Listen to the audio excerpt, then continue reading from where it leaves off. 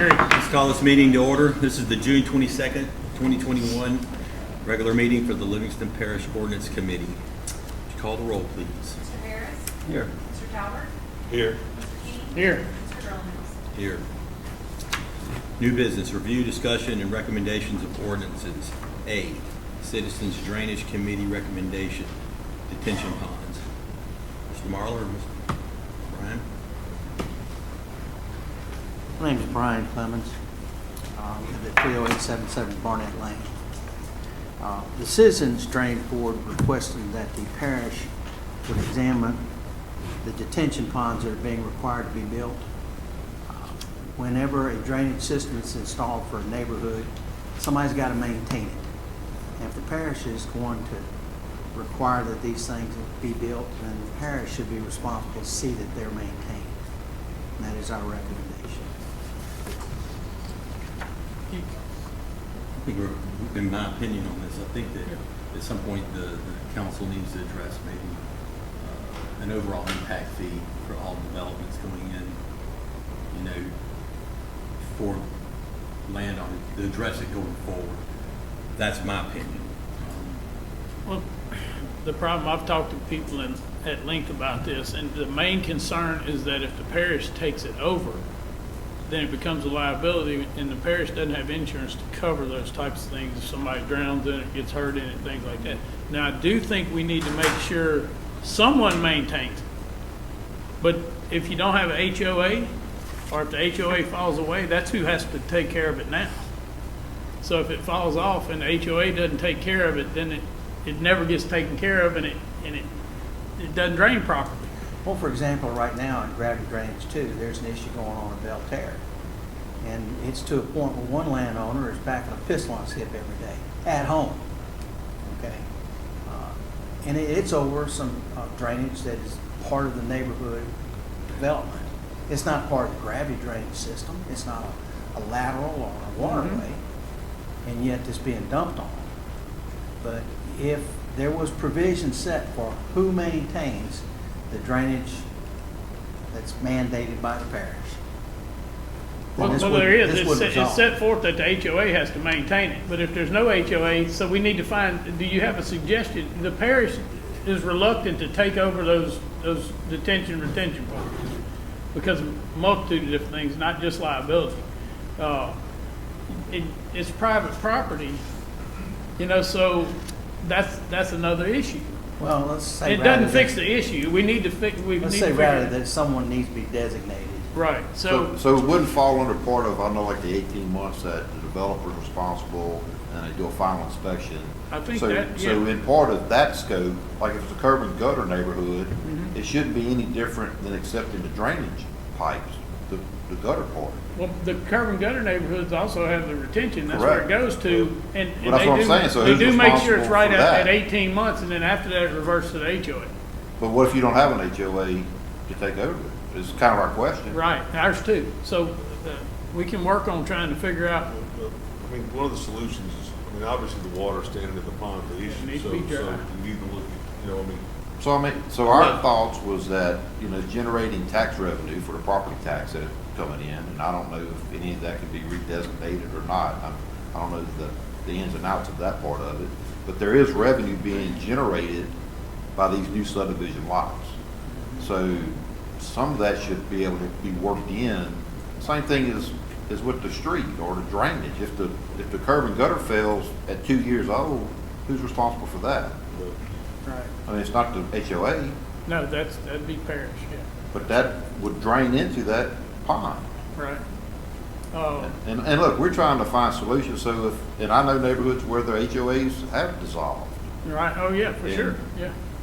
I've talked to an engineer about this, and he's been working on this with Ascension and other places, putting an impact fee per lot on the developer. That is, and then they said, but you can't do it that way. You gotta put a millage on the developer that follows the lot. And so. And look, the poor developer and lot owner, they're taxed. I know everybody is, and so it's a. Where do you give, Who owns a detention pond? currently the detention pond is property, but it remains a property of the subdivision. So it's owned by all parties that, it's not a deeded property to the parish. It's owned by. It's owned by part of the- green space.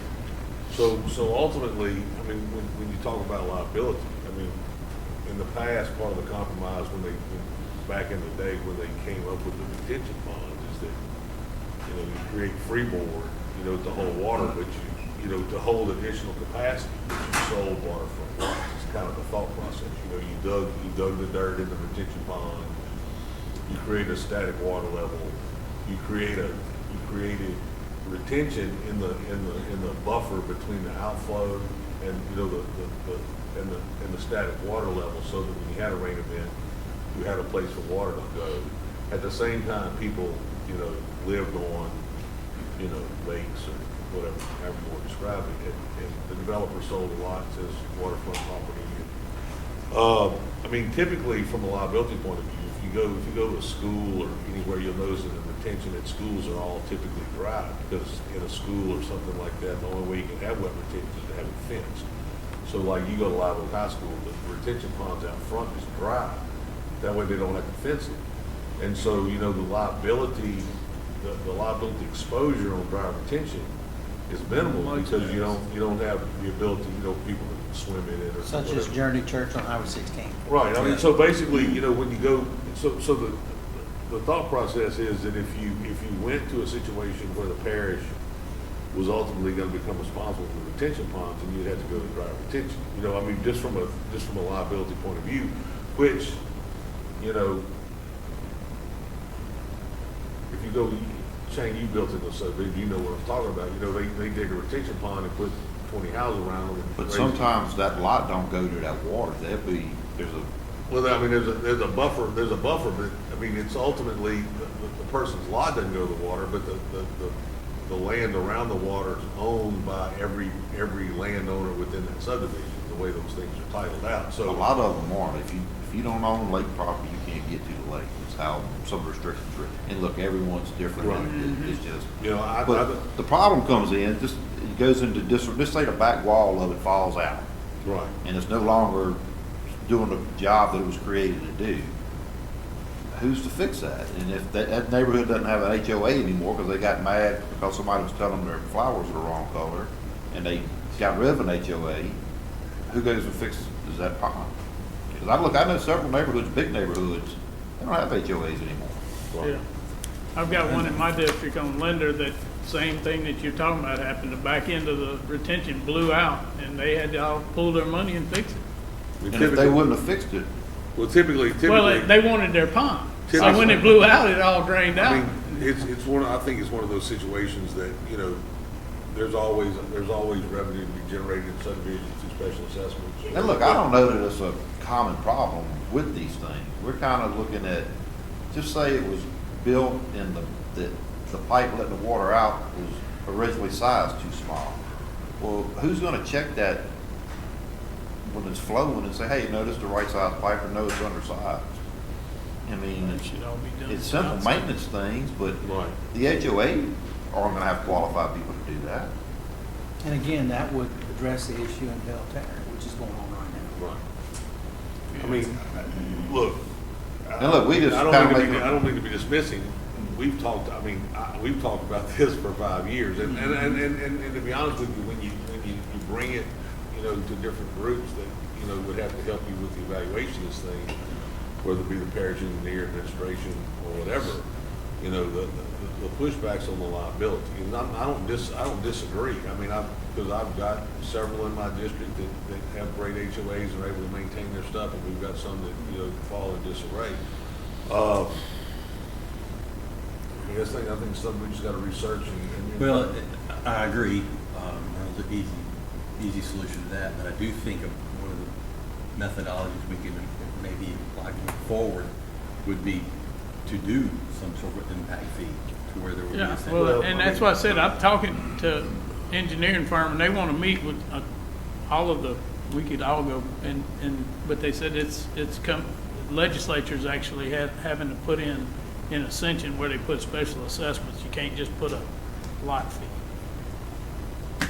Well, either way, we wanted you to take Yes. consideration. Oh, yeah, of yeah, future definitely. disposition No, it's of these definitely detention something we've been ponds. looking at, and it's something that needs to happen. It's hard to get the two to match up, you know? We're not here to tell you how to get No, there. Oh, I but understand. well, I wish you were. We identified an issue that needs some work. Yes, sir, Yes, sir. we appreciate that. It's All right, it's thank like in my district, they have some subdivisions that have the detention ponds or whatever. One day, this man decided he was gonna go fish and take his son in one of them. Boat flipped over, the boy drowned. Who's responsible for that? They never did figure it out. But he shouldn't have been in there anyway. If we're worried about liability of dry retention, such as the Right, current yeah. Corps of Right, I mean- Engineers discussion on Darlington. We were just talking about that a few minutes ago before the meeting, is that some of the developers in my district have gone to dry retention on their developments, and they're working fantastic. They can take extra water from off the development and put it in there and hold it until the creek goes down. So it's a win-win, you know? And look, there's different materials you can use that absorb, and Yeah. instead of having wet retention, you can have something dry that it absorbs it and releases it out.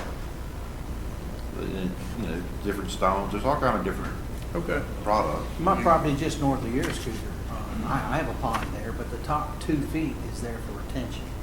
Yeah. Now, Right. that was the purpose. Yeah, It but- does drain out. It takes a little while, it takes several days to drain out. Yeah. Well, that's Top fine. 2 feet was designed there for retention. That was Yeah. without any And, well, ordinance that I this produced. all comes into play with some of our failed stream things we've been talking about, is that if you put a huge dry retention with a lock or a gate on it that you can manually open, it could hold it until the creek completely went down, and then you release the water and it doesn't impact all the people around the neighborhood. But you have to designate someone to be responsible. Right. Oh, right, yeah. I mean, what's ironic is, I mean, in traveling around, like going to different universities during the last few years, to watch certain football games and stuff, I'm amazed at the facilities, soccer fields and different things that are built in dry retention. I mean, you can tell by looking at Parks, it that yeah. it's, that their whole parks and facilities that exist in dry retention by the design, just from, you know, knowing what, I mean, you can see that, you know, there the whole areas that have done that and, you know, utilize dry retention as additional green space for the, you know, the university, so to speak, in a particular situation that I'm recalling. And then in a rain event, you know, that area works as dry retention. I mean, it works as retention, and then they're able to release it at a later time. And of course, it takes a while to clean the grass up and, you know, get it. But I mean, it serves its purpose. You know, when you're not having, you know, a bunch of storms or a lot of, you know, heavy rain events, and the green space is utilized for other things. That We have one like that in Forest Club Road, Nickens Lake. They have a dry retention pond. And of course, when it rains, it fills up. Then I don't know how they control the flow after that, but just not long, the water's completely gone. And look like the next day, they're out there mowing grass in it. So, City of Dune Springs has it in the new design master plan to put dry retention to catch some of that Amite River water and store it. You put up levees with different sized rocks. Sure. What it'll do is it'll slow up the flow. You're doing Right. the same thing on Highway 16 there during church, doing with riprap and smaller gravel. Right. The finer the gravel, the longer it's gonna take for it to drain out. Right. That's all engineered. Yep. Okay. okay. Come on. Shane Mack, Albany, Louisiana, Volusia Parish Council. I got a question. We have a funded gravity drainage district in my area, so we basically rely on Livingston Parish Department of Public Works for all drainage in our area out there. But the question I have is, the subsurface drainage and the off-road drainage within subdivisions, who's currently responsible for that? The gravity drainage district? So road drainage is gonna be parish. No, off-road drainage, like Off-road drainage. subsurface drainage, the drainage throughout the subdivision, Okay, so subsurface on the road, Shane, is gonna be Right. DPW. right?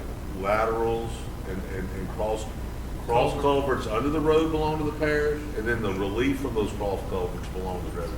So Okay, so, if you've got 2 roadside ditches and a cross ditch, it goes on the road, then the roadside ditches and or subsurface associated with those ditches, and then the crossings under the road are the responsibility of DPW. If there's a canal at the back of the subdivision, and you're running a lateral ditch from the roadside ditch to that canal, then that ditch would be the purview of gravity drainage, the way our taxing deal is written and the way we fund DPW. DPW has the ability to do it, they just don't have any funds based on the way that the 3/4 cent sales tax and the 5 cent bill, 5 mil tax that associate with DPW don't allow them to do certain drains. Now, if that lateral drain adversely affects the roadway, then they can go in and clean it. But typically, in gravity 5 and gravity 1 and gravity 2, those laterals, away from the roadside ditch would typically be the responsibility of gravity 2. Gotcha. So the only thing I really want to say is if off-road drainage, if I'm understanding you correctly, off-road drainage within the subdivision, if it's a lateral, that's the responsibility of the gravity drainage district. I don't see why the retention pond wouldn't be also the responsibility of the gravity drainage district, because the lateral, from what I understand, subsurface off-road within the subdivision drains to the retention pond. So I mean, that's just my way of thinking. I think that's a thought we should And so entertain. Shane, I don't disagree with you. I just think that the way the ordinance has been written in the past and the way the subdivision ordinance is currently constructed and the retention pond becomes the property of the people in the subdivision is maintained by the subdivision being through an HOA or through the special assessment of the individual property owner. Given that situation, if we rewrote the ordinance to make it the purview of the gravity drainage district, then we've got to do the same. We've got to give them the same funding mechanism that the HOA has. We've either got to allow them Come up to with ways, apply, some to extra apply funding. special assessment to the lots as necessary, or put a special assessment on there. Because basically, the way it's structured now, the individuals living in a subdivision that have a retention pond typically either pay the HOA, who then takes those, dues and then, utilize them to maintain it. Or if there's a problem, then they have to have a special assessment amongst themselves to generate the money to go maintain or repair, the pond at a later date. So I don't disagree with what you're saying, but if we go in and redraft that ordinance, then one of the things you gotta figure out is that the current entities that have the responsibility of maintaining it have an ability to to raise revenue. So if we go change the responsibility and put it up on the gravity drainage district, then we've got to give the gravity drainage district that revenue stream that typically we either went to the HOA or was special assessed when maintenance was needed. So just keep that in mind. I'm not disagreeing with you. I'm just telling you when you it's not just we're going to say we're going to give them to the gravity drainage districts. We've got to give the gravity drainage the ability to generate, to gather the funds that were utilized prior to them being under their control, to take on that additional responsibility. And whether we can do that retroactively to ponds that exist already, I can't answer that question. But, that would be something that the parish attorney would have to give us, advice on. But just keep in mind, if we go that route, that, it's going to appear that we're adding a tax on individuals when all we're doing is redirecting where the revenue went before to where the revenue is going to go in the future.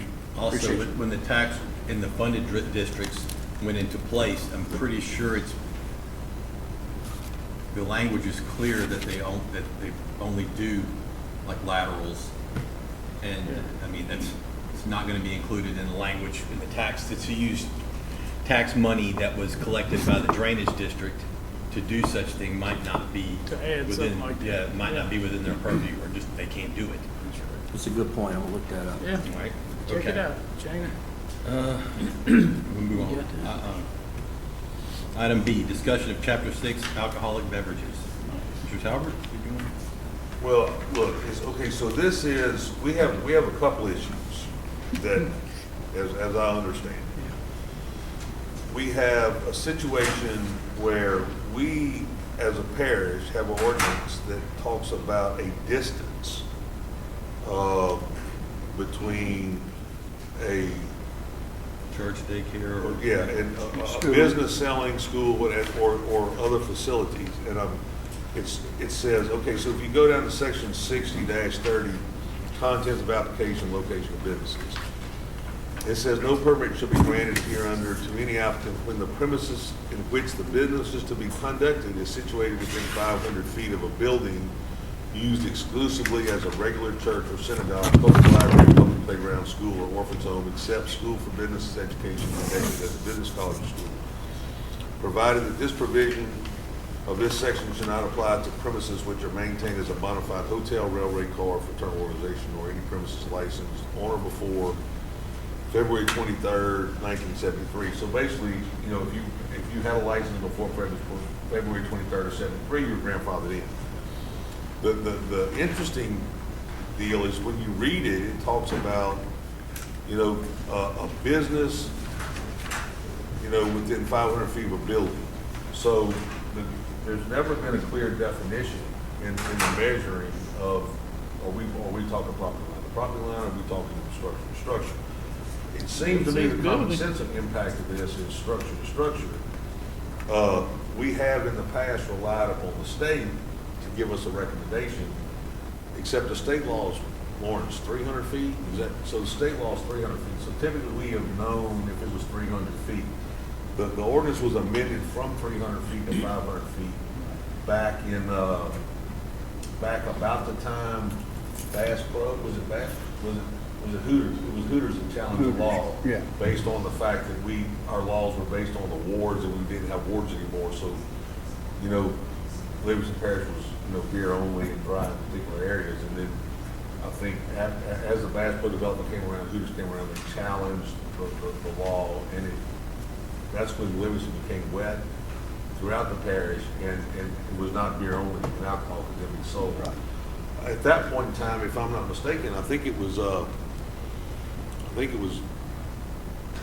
Councilman Mincy that proposed changing the ordinance from 300 feet to 500 feet, if I recollect at that point in time. Is that building to building or property? Well, Well, I mean, it says building. it really, it kind of implies building to building. And the church, building to building, whether it be a church, school, or whatever.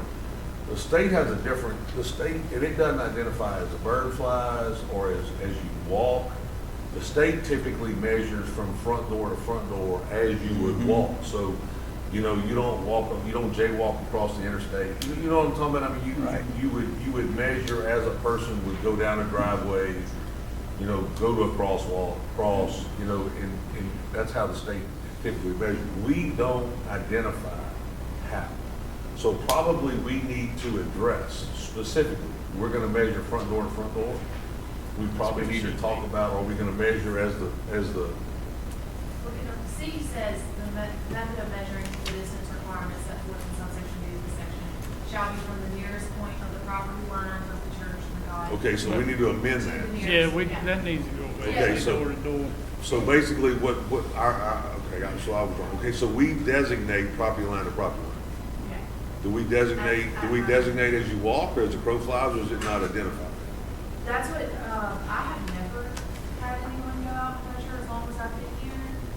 And the ATC, we used to have an agent that would do it for us or whatever. Recently, we cannot get in contact with the ATC to even get them to answer questions. So typically we have a couple problems. Our ordinance says property line, and which seems to conflict with the wording of B. And we don't have any designated person who's going to measure. So if we're going to try to enforce the 500 feet, we need to identify whether we're going to be building to building or property line to property line. We need to designate whether we're going to measure as a person would walk or as the crow flies. Do And you- then we need to designate somebody that has the ability to go out and pull the tape and make the measure. And we'll talk about later why it's a problem, because we've got a couple situations that exist currently right now that if you look on a map, there is 160 feet between property line and property line. And but we don't have anybody designated to go measure it. We can't get the state ATC to measure it. And so consequently, it's really a subjective even though it says 160 feet, it's somewhat subjective because we hadn't addressed it. So, I mean, we've just got a couple issues that we gotta resolve in the ordinance, whether we clean up the Well, wording you or know why whatever. they made it 500 feet instead of 300? Because they probably were Maybe going because they- door to door as you walk, which to me kind of defeats the purpose, because you could essentially you'd have two buildings that are literally 20 feet apart, And walk, but Yeah. it's 500 feet. I think to me, the best methodology would be structure to structure. well, that's what it kind of says. It 300 says feet from, structure to structure. from the So, corner. so, I mean, I think whatever we need to do, we need to figure out, if we're gonna go 300 feet structure to structure as a crow flies, then let's amend the ordinance to say that. Okay. And then designate an individual, whether it be currently the council issues the permits, whether it be one of the three employees of the council, to go out. Would be the right thing to do. I mean, you're gonna send them ladies that might be across the highway. Well, let me tell you something, You know? those women are very capable of crossing no, the they road in shopping centers, so they ought to be able to go across the road. Oh, wait a minute now. I mean, I know. I think some of them would take offense to the fact that they can't walk across the road with tape measures. So, I mean, I'm If just the saying. one I that- did in my district's across Lockhart Road. So, I mean, if you want them to pull a tape across Well, Lockhart I mean, Road, you you can know, put a so. rolling wheel, look, I'm just saying, I that get you. I mean, we either need to clean up the ordinance. We Because we've definitely got- need we've to got- clean it up. We've got an item on the agenda for Thursday night that we're gonna have to make a ruling. Okay. Because our ordinance is so vague Well, and we don't have the ability to Do we give the want to clean guy. this So up right now and then we got what give we them a know. We'll positive? No, we can come back to it in 2 weeks. What we're gonna do We know what we're Thursday. gonna do. Oh, is it on the agenda? Yeah. Well, no, the agenda Thursday night is, we're gonna address that issue Thursday night. We'll just make a decision. We're gonna make a decision on that Okay. deal Thursday Okay. night. The question is, we don't need to, every time somebody needs a new liquor license, to have to put an item on the agenda to get it addressed. We need to figure out how we're gonna measure it. We need to clean the ordinance up in the wording. Either give it to them or And not. we need to designate an individual. Okay. Well, so, I mean, I don't know who we're gonna designate, but I think that we have very capable people that, I mean. I agree. So, Yeah, the ordinance is super outdated. We've actually run into situations that we just need to know the ordinance as a whole. So I just wanted to bring those situations to All right. y'all. Yeah, I think I the think- door-to-door would be about Last the best time I way to checked, do like, it. in Walker, they do 300 feet structure to structure. so that you just closest point to closest point as a crow flies and don't worry Last about. time I checked, Okay. yes. Okay. So, So let's, I mean. Yeah, and it took take them that a long time take to do into- that, so, Take that into advisement. you know, on- to make on- it No, 300 feet. No one wants to do it. Take that into advisement. anybody else on got how- anything like- on this subject? Of course you do. Well, you asked, I mean, the truth is how I feel about it. Yeah, Shane Mack, Albany, Livingston Parish Council, just gonna go ahead and let you know, I think 300 feet structure to structure is way too close. I think that it needs to be approximately 500 feet from the corner of the property to the corner of the property. And then if there's a case where a variance or a waiver or something, and it makes sense and you can get a letter of no objection, you should think about that. But, I mean, 300 feet, it's a I football. mean, you're talking field. about one football field, you could have it next door. I think that's something that you really need to think about before you make that move. I Next think door, it needs to 100 yards mimic- apart. I think it needs to mimic state law on Yeah. that. I mean, Well, I mean, and Shane, not to disagree with you, but I'm just- typically, I mean, in the past, we mimicked state law. And then when it was beer only, we mimicked state law and everybody was fine. When alcohol was, introduced in certain areas of the parish, that's when it went to 500 feet. And look, So if we mimic state law, can we go 500 feet property corner to property corner? I mean, State law is 300. but it's, no, it's door to door as you walk, is how. Well, our ordinance mimics state law. Except for the- Just because it mimics state law doesn't mean that that's. Typically in the past is only because I was part of a new truck stop that was being built. And when the state came and measured, they went out the door of the church, walked down the sidewalk to the driveway, crossed the road, came down the walkway, and came to the front door of the convenience store. And that's how they generated their 300-foot measure. And look, so I mean, that was how they did it. And so, I mean, that's why I say that, the state law, as I understand it, is door to door as you walk. And the reason being is because typically, you know, if you leave the door of a school, you know, you want to figure out how far it is to the door of the facility, or, you know, leave the door of the church or whatever, to the door. I have no issue with the building to building closest point on a, you know, measurement as a profile. It's kind of, you know, establish the distance and then enforce the distance. Right now, we've got a distance that's, nobody really technically enforces it. If the state doesn't identify that it's a problem, then it doesn't get measured. And I just think if we're gonna do it, we need to get something that we can, that's defined and that we can measure, and then people know what they're looking at. I agree, it needs to be black and white. Just questioning, I mean, can we go 500 feet, property corner, and still be within the state law? Well, That's what it is currently. But it's 300 feet.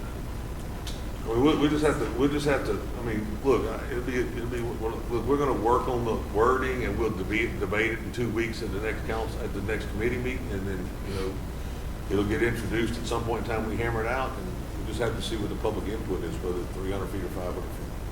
Appreciate you, Gary. Okay. It's, But I know that they had this issue occurred 2012 in Walker, where they wanted to do a development next to Revival Temple, and they tried the door to door as you walk. Well, I mean, you know, Revival Temple sits probably 80 yards off of Walker North, or south, excuse me. You know, 80 yards up, you come right there. These buildings could have been right on top of each other. If they'd have been 300, 500 feet. It just, to me, that's ridiculous. yeah. I mean, yeah, it depends. We need You to could have be something next set in door, if stone. you're next door and set forth off the highway, and you walk to the highway down and back around, then they could be, you know, close.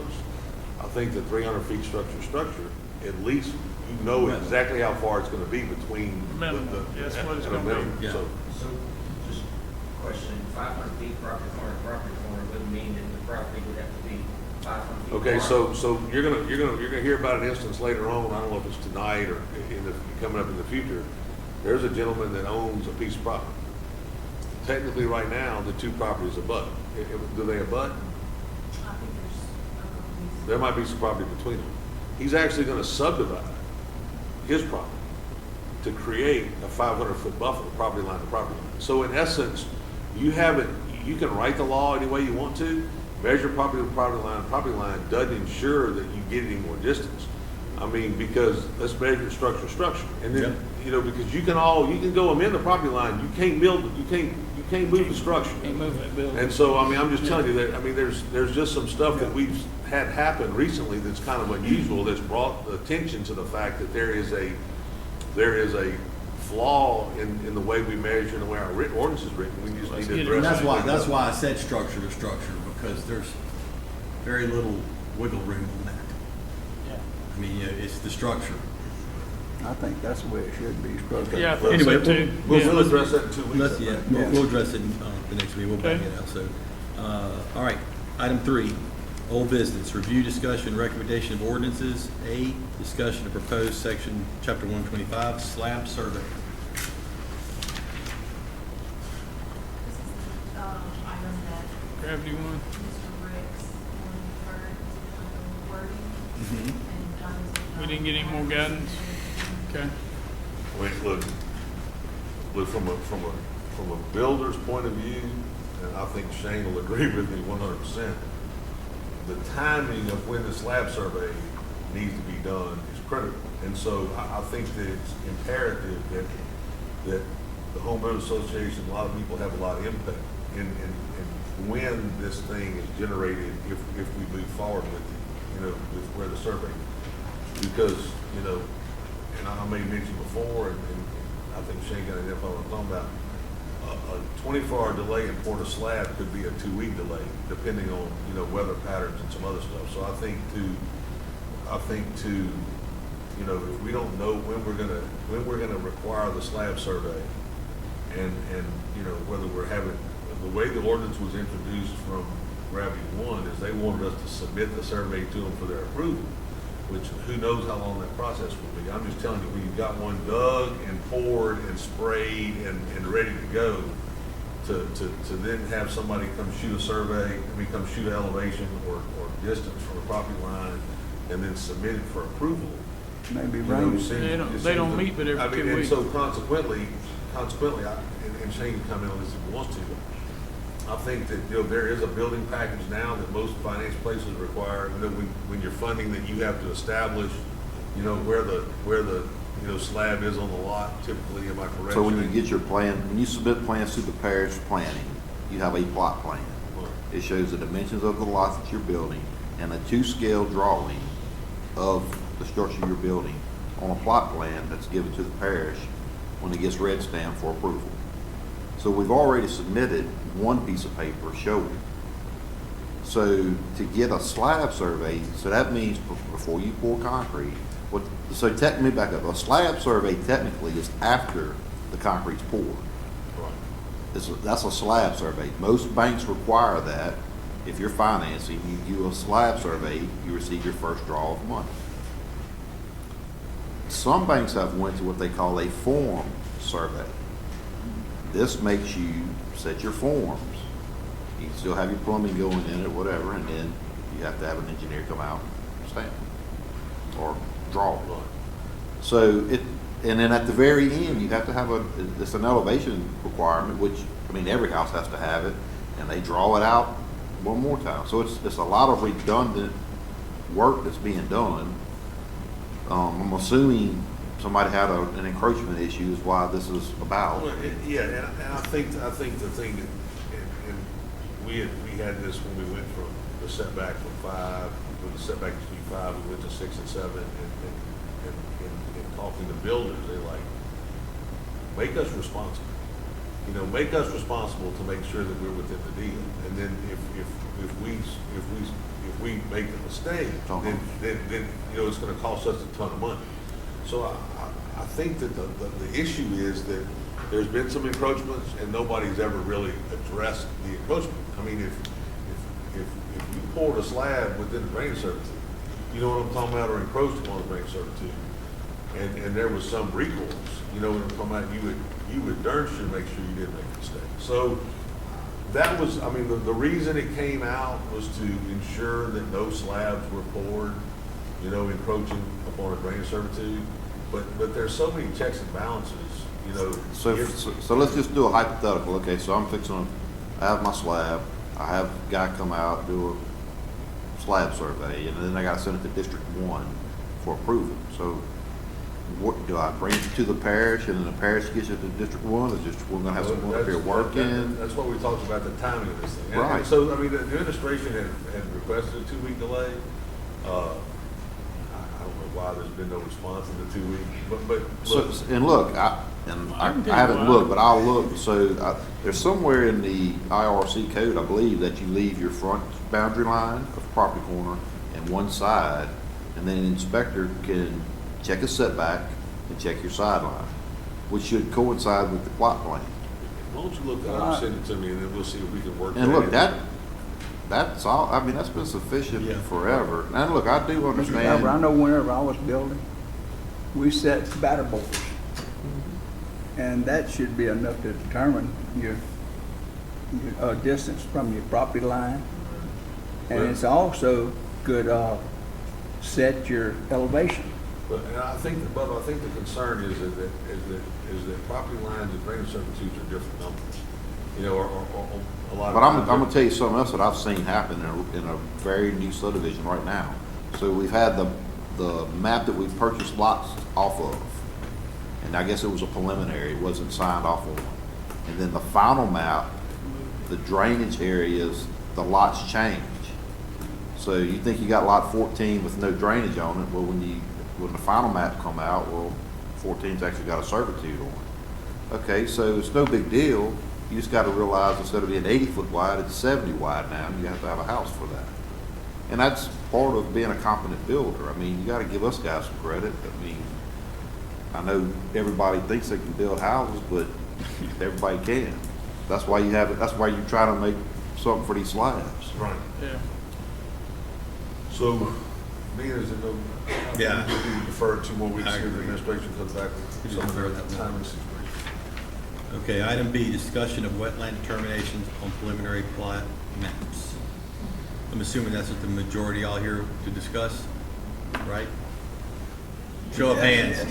Show of hands. We're not This is talking the- about that this- tonight. This is the biggest, I just let you know, this is the biggest crowd that we've ever had, so. Except for a I'm- special meeting Shane called one time in the middle of the day. So I'm a little uncomfortable with such a large crowd. Okay, so. And we would like when y'all come, 'cause we Yeah. want to hear what you got to say. you So know, here's how we're gonna the way do it this, works. so everybody can speak if they want to, okay? But someone goes before you, just try not to repeat what they said already, because I mean, we'll be here tomorrow night this time. And so you're all welcome to speak, just please don't, just, keep in mind what someone else has said before you. And if you kind of go off in that right, I'll give you a tap. What is this one? Don't get offended, That's please. for- So who wants to go Tangi's first? This is Tangi's ordinance? Yeah. This is what he wants to do. Name and address for the record, please. Yes, Sarah Gillis, 10425 Ashland Avenue. I spoke to y'all a couple weeks ago. I was all by myself, but I decided to bring a few of my neighbors. Back up. And this is Mike Reed, this is our HOA president. So I'm not going to repeat everything that I basically kind of shared with you a couple weeks ago, but I do think that it would be really good, on behalf of, my neighbors here to kind of understand the process for this development on the retreat at Jubin, like where we're at right now, and then what the next steps are, and I'll just kind of spill through that. So preliminary plat, development plans was presented to y'all and to the planning council, right? And approved. Planning Commission. Okay, planning commission. And now it's with Army Corps of Engineers. That's how we found out about it, the neighboring residents, to grant the permits, right? And then, can you explain what happens after that? Are they gonna have to go back through with the final development plan for everybody to sign off on? I think it would just be helpful for everybody to understand. Okay, so are you talking in regards to the wetlands or where the commercial development was? The development in totality. Okay, it's my understanding that the commercial part is not actually part of the preliminary plan. That is correct? I think so, yes. Excuse me, it is there. Ma'am, please sit down. We're going to do this in an orderly fashion, and I apologize if I seem rude, but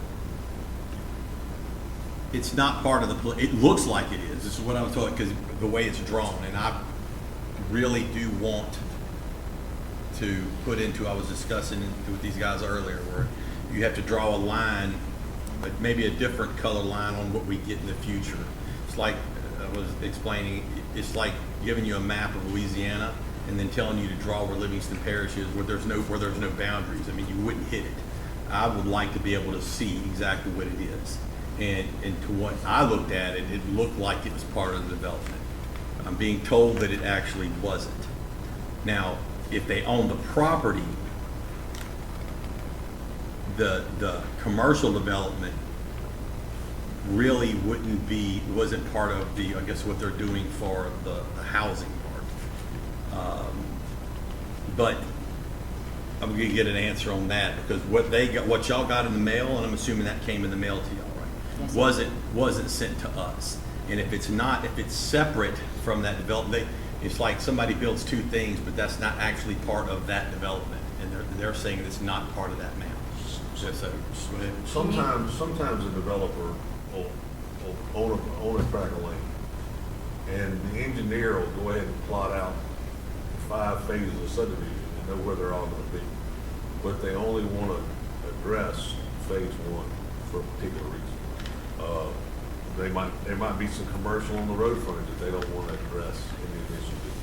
Some of it has to do with, DOT permits, because typically, sometimes DOT won't let you have a driveway permit on a state highway if there are 2 residential driveways close to it, or 2 roads close to it you can tie to. So I suspect that, a lot of times people make their determinations on how they bring these things forward based on, getting a DOT permit or something in the future.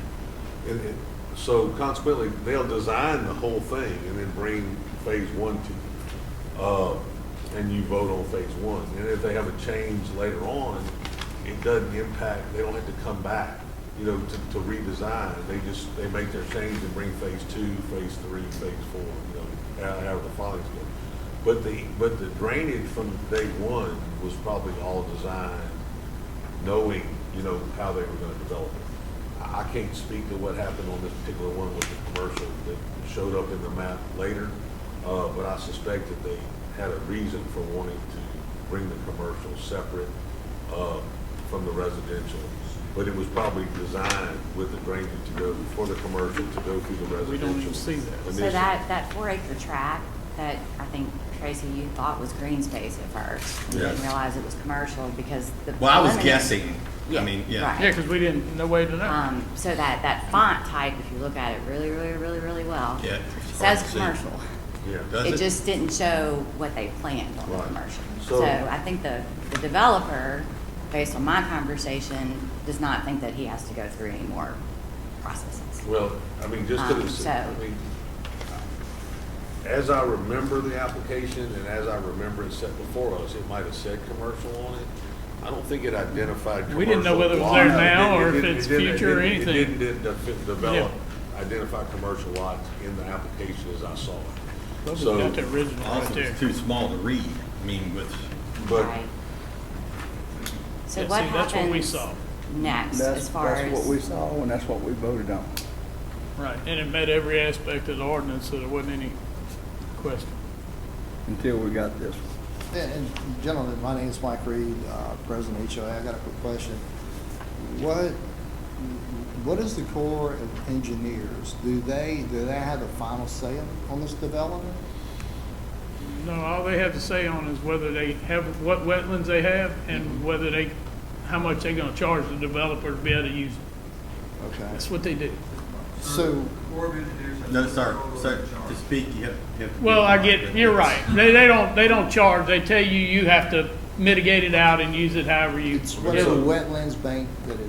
Right, So right. the Corps will do a delineation, figure out, what part is wet, and then, Right. then they'll, if you find a bank that, based on the quality of In the the area. land and the land bank you're buying, you might have to buy 2-to-1, 2.5-to-1, depending on how much you're mitigating. So, And ultimately, if you can, sometimes developers try to redesign around wetlands. Most of the time, they identify them on the front end so that they know where they're at. In the determination when they're trying to figure out whether, what's going on, if they have to come back and redesign, and the design changes more than 10%, then they would have to come back to planning.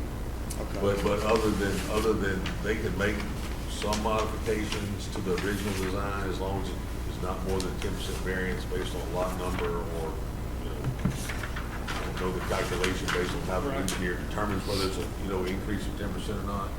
So ultimately, that now, as I understand what was submitted initially with this residential development, if track C1 came back to us, it would go back through planning as a traditional commercial development. Probably, if I had to guess, the retention for track C1 is probably already designed into the subdivision as it was submitted earlier. When the drainage impact study's done, it'll all. When you say if it comes back before us, So like, the only way the residential would come back is if in dealing with the core, the wetlands were in such a manner that they couldn't afford to mitigate it all, and they had to redesign around the wetlands. If the redesign was more than a 10% change, then it would have to go through planning again and come back before the council for a vote. As I understand, this commercial that would have to, before it could be built, sign would have to go up, have to go through planning, and have to come back before the council. Typically, if I was developing this tract, my engineer would have already accounted for what was being done in the commercial and would have made those calculations in my drainage impact study so that my design of the residential, since there, it looks like they're gonna have a shared retention pond, that pond would accommodate any additional runoff that was generated by the commercial. So the only thing that would then be in question would be the traffic impact study of the commercial, which probably is in consideration. However, the being the state, since it dumps onto a state highway. Oh, yeah. Since it Yeah, goes onto the 16. state highway, there's some pretty tough restrictions that the state has with respect to, you know, Coming where- off the state coming highway. off state highway, and whether there are local roads that can accommodate some of that. And it might be that this thing is designed in such a manner that there is no touching, it looks like there's no way to access the private roads from that commercial development, so we can only attach to the state highway. So then it'll just be a distance, the driveway will have to be the distance as far as they can from the original. But a lot of times that stuff isn't submitted together, because a driveway for the commercial being considered the same time the driveway for the residential would probably not meet the state standard, and they would make them redesign the whole development. So I suspect that's probably why it was submitted in separate manners. Yeah, so, and just to update, so according to the developer, the wetlands, I mean, the Army Corps, so they've already been to the property, they've already walked the property, that is the determination, what we got in the mail. Right. Like that's done.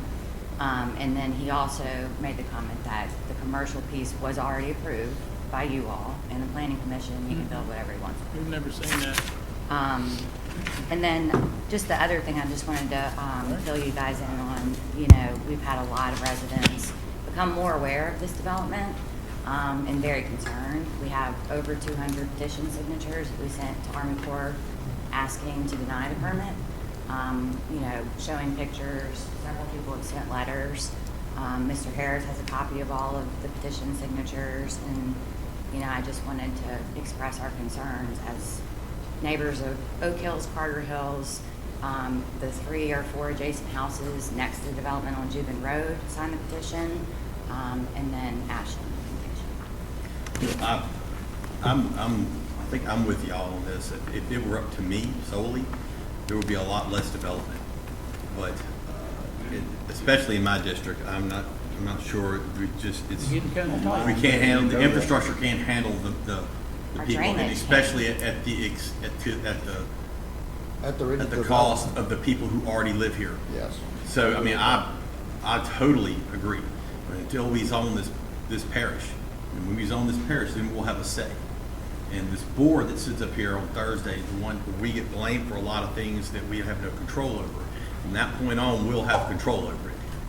And because I don't like seeing development just for the sake of development, taking a lot of areas, and essentially what it does is it puts water, I don't care how good your drainage impact study is, it puts water back on the people like myself who've lived here all my life, and pretty much everybody here. That's right. So, I mean, I'm with you on this, I really am. It just, it hurts me to say, well, once they say, well, this is fine, we have no option, we have to approve it.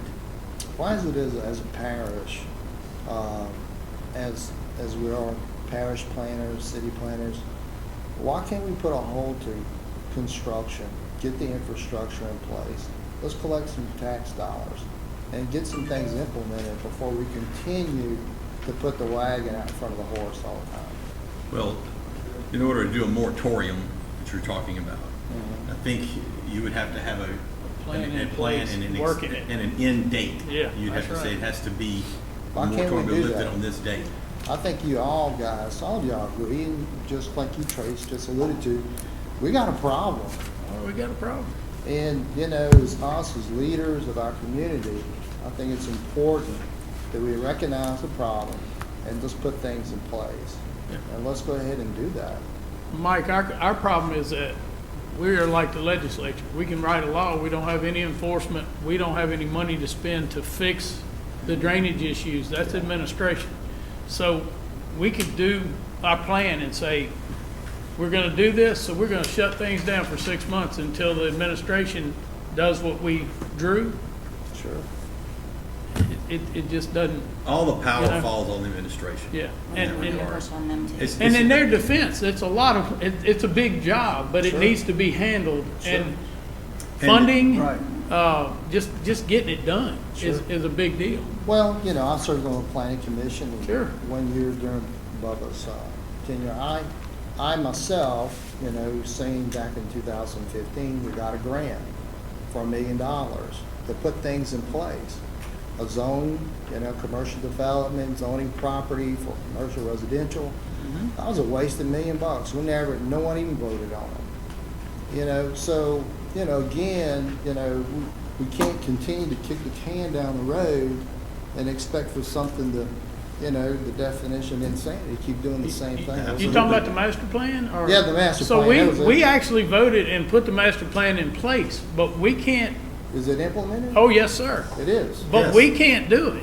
Okay. The administration has to do it, and, you know, that's just like all the money that's been coming into our parish since the flood. Yes, sir. It's coming in, people think they wrote you a check, you know, and say, here's $50 million. Sure. You have to put projects in place, and then they fund them or not fund them, you know, and based on that. Sure. And they're working hard to get those things done, Sure.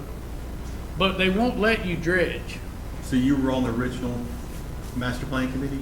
I was on that committee. I was actually was serving on on the the planning planning commission. department. When we sat to those meetings when those proposals were made. And those we things- adopted. Yeah, we adopted it, passed that. it. Okay. In 18, Oh, no. it was before that, Yeah, it might have been. Might have been 18. 2019. 18. I mean, yeah, and even 19. at that point, it was kind of antiquated because the parish has changed so much. Sure it since- is. But the since same then. drainage canals, the same ditches, the same rivers, creeks are still the same ones. And Well, and they look, won't let us dredge them, they'll let us dig, we're- get debris out, and that's it. And we have money, we have engineering firms working on Right. the zoning as we speak. I mean, that'll happen. It's coming. That's gonna Soon. happen. I mean, it's not just something talked about. It's being worked on, and this council will vote on this and fairly soon. And I think, from my standpoint, I went to the meeting in Ascension Parish last Thursday night. The gentleman sitting right over there, he was there also. And they were trying to get a 12-month moratorium. And that's what the president of Ascension Parish wanted. He didn't get what he wanted. It was either gonna be a 6 or a 9, and the council there settled for a 9. But with no plan in place. No, I got you. They put a 9-month moratorium on subdivided property. Right. So, I mean, basically, you can build whatever you want, you just can't subdivide property. So ultimately, if your Individuals property's can already still do it. subdivided into what it needs to be, you're not restricted. So if your subdivision submittal's been made, it's already been, you know, whatever, you can continue to move forward. Right.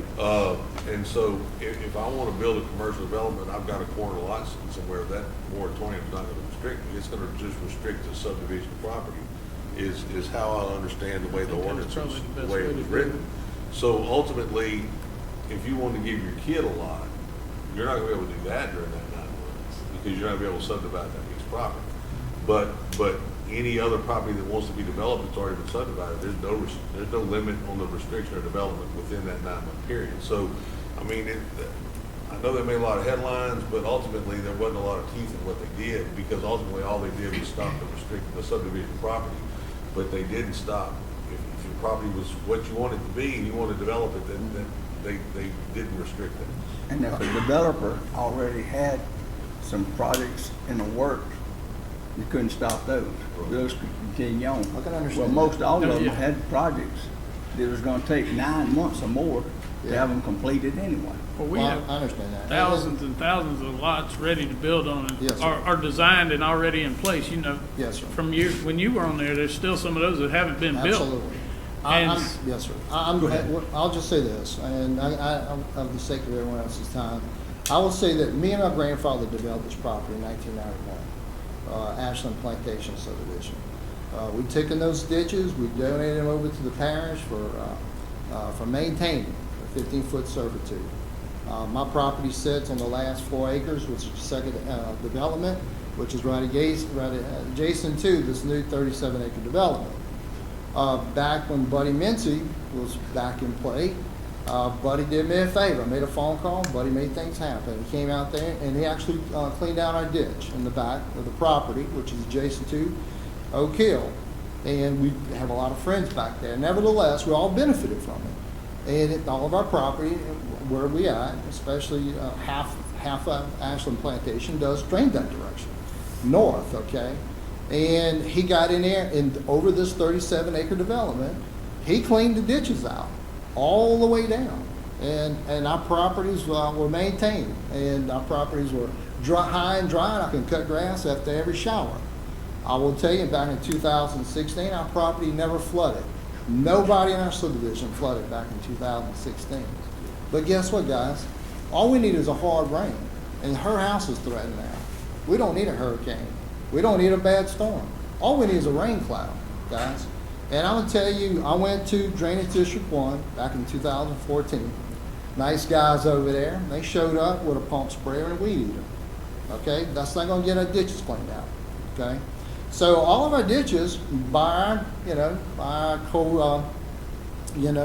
members of our association, clean their ditches. But our property drains north, and it goes down Jewin Road, which is owned by DOTD. Okay, have you been down that road? There's full of tires and beer bottles. Okay, And a lot of so grass. a lot of trash and grass and everything else. So those ditches are not being cleaned and maintained. And not only that, since 15 years ago, that was the last time our ditches were cleaned out, which our property, Ashland Plantation, and Cardiff, would drain to that development, which is fixing to be hopefully not developed. But however, all of our water goes that direction. And you go out there now, it's holding water. Okay? So the question is, guys, what can we do to assure all of these people that their houses are not going to be flooded? And now we can't even get the ditches to even be maintained at this point. So what do we do? How do we fix it moving forward? Well, I think at this point, we need to get with Gravity Drainage One and see about getting all the ditches there cleaned out again. And you have a clear gravity drainage district here. Look, you're I right. apologize. I want to get us back on track here, and I agree, because every time it rains and a cloud comes up, same thing happens at my house. Water gets 3 foot, 2 foot in my road. But right now we're discussing the wetland determinations, and I know that's a sidebar. I want to make a point on this. Okay, so this is the ordinance committee. So in this committee, we discuss making ordinances, changing ordinances, or just getting rid of ordinances, and changing laws as they come. In truth, I'm happy to have y'all here to talk about this, but this isn't really the forum to discuss this. So, but we will. We're happy to have y'all. We'll discuss about it. I just want to know that really this, if to be discussed, should be put on the proper agenda at the council and discussed. The ordinance committee really isn't it's a business meeting, but we can surely discuss it. Yeah. So, Yeah, and Tracy, I think the reason we're here tonight too is because we heard loud and clear a couple weeks ago that y'all did not know that there were wetlands on this development. did not. And Yeah, and we there don't. needs to be ordinances and changes in place to where y'all take that into account before you approve something. And what that's gonna do, how much wetlands are on the development. They're building houses on top. I mean, this isn't a small subdivision. Yeah, It's which true, brings in one more thing, and I'll quit. Yes. But Tracy, the reason why the guys couldn't clean out the ditches, because the back of my property is considered wetlands. And that wetlands goes all the way across this property. I find it so interesting. I had to buy a half acre out to put my pool in the backyard because it was called wetlands. But I noticed the recent development, it seemed to all disappear. So is it wet or not? Because city district can't clean it, can't dig it out because it's considered wetlands. But this development said there's no wetlands back there. Yeah. But they can't, And we that all just have to get happens a at a special federal- permit to be able to do it. And what's kind of ironic is that I think Gravity 2 had a meeting with a wetlands guy the other day who basically said, you can't expand your ditch. You can mug your ditch out, you can maintain what was originally designed, you just can't expand it. And I think the gravity drainage have taken the wetlands deal to an extreme. Way too far. Yes. And they're using that as an excuse not to do some things. And I think Gravity 2 was informed of that the other day, was why at that meeting, is that basically what they said? So I think they've been told that, you know, there are, you know, what you said you can't do, you can do. And so I think there's kind of been a new, I know Gravity 2 kind of got told that, you know, Yes, sir. you can clean it out. You Yeah. can't expand it, you know, so, you know, I Well, think call that them is all up, you Gary, wanna let do. them know, because I don't think they know Yeah. anything to do. Well, something. and two, when Mr. Mincy helped you, just a Yes, little sir. side, was he a councilman or was he a police He's bureau? councilman. He's yeah, councilman. 15 years ago it was council. Yeah. Yeah. Yeah. Well, I don't know how he helped you. Well, Every parish president back then. yeah, Yeah. I'm just saying, Buddy made things happen. Well- He was a good friend, and I appreciate Oh, him yeah, doing all this. definitely. He'd make stuff happen. Buddy had a way of doing that. He did that. He did that, I will say that. Oh, You know. Guys, thanks for your time. All right, Thanks, Mike. thank you. Thank you. All right. so, you got somebody. Yeah. Anyone else? Come on. Just please stick to the, directly to the wetland determinations, if you could. Carla D. Young, I'm on MacArthur in Livingston. I have a couple of questions as far as the wetlands. Do y'all require the wetlands opinion to view it before you approve these subdivisions? Do y'all look at that before you approve them? Not at all. Not at all. So these new developments, what they do is they go in and they LOMA these out. They're not gonna build a subdivision unless they can get it LOMA'd out, which means they're building the ground up. Why can't that be put to a stop? Make them build on pier and beam or something, because they're backwashing everybody. I've been watching this since Katrina. I'm an appraiser. I've been seeing houses flood that have been there 40 years and never flooded, and I guarantee you, a mile down the road, there's a new subdivision that built up. 4 feet. And Yeah. these retention ponds, they retain fish. That's what they retain. They retain fish. You know, I could see putting in the dry ditches like y'all were talking about, the dry retention. And when the people buy the lots in there, they could have an assessment that's recorded in the deed that requires a certain amount of money if they want to buy a lot in there to go to Keeping it. the parish to keep it up. Yep. But these retention ponds, they're not retaining anything. And when they LOMA these subdivisions out, they build the ground up above base flood and they backwash everybody else. Oh, Well, in we know, situations yeah. like that where you're building wetlands, as far as building on pier, I have no problem with that at all. I just don't know if the council we've as a whole just- has. But the- why They couldn't tried. you require it? Say, you know, if you're gonna build in a flood zone where you're not already above base flood, then you're either gonna build on pier and beam, or you're gonna put in some fancy drainage system that is not gonna backwash everybody. Because the town is backwashing. That's all there is to it. It's not just the ditches, it's not the thing in the interstate. No, that was. People on are the- backwashing. Yes, ma'am. Well, the thing on the interstate did cause problems. It caused problems, You know, but so did all these other developments. Back when they were building Collins Place subdivision, I had a meeting, because the Meadows was starting to flood, you know, and they were backwashing. Well, guess what? Now Collins Place, there's a subdivision not too far. They can't even get in and out of the subdivision when there's a heavy rain. So all these new developments that are just raising up the ground and backwash, everybody's having problems now. I agree. And I can tell you, if we get zoning in place, I will, if it was up to me, and it might be, there won't be another large development in my district as long as I'm council. But, Well, you pier and know, beam houses are nice. Well, you Yeah. know, but my house might not be as nice as theirs, but it's my house, and it was here first. And that's the way I feel about everybody in this room. You know, I am tired of seeing people who've lived here, people who voted us in office, whose work we are set to do, and you know, we're being punished by the new development. I agree.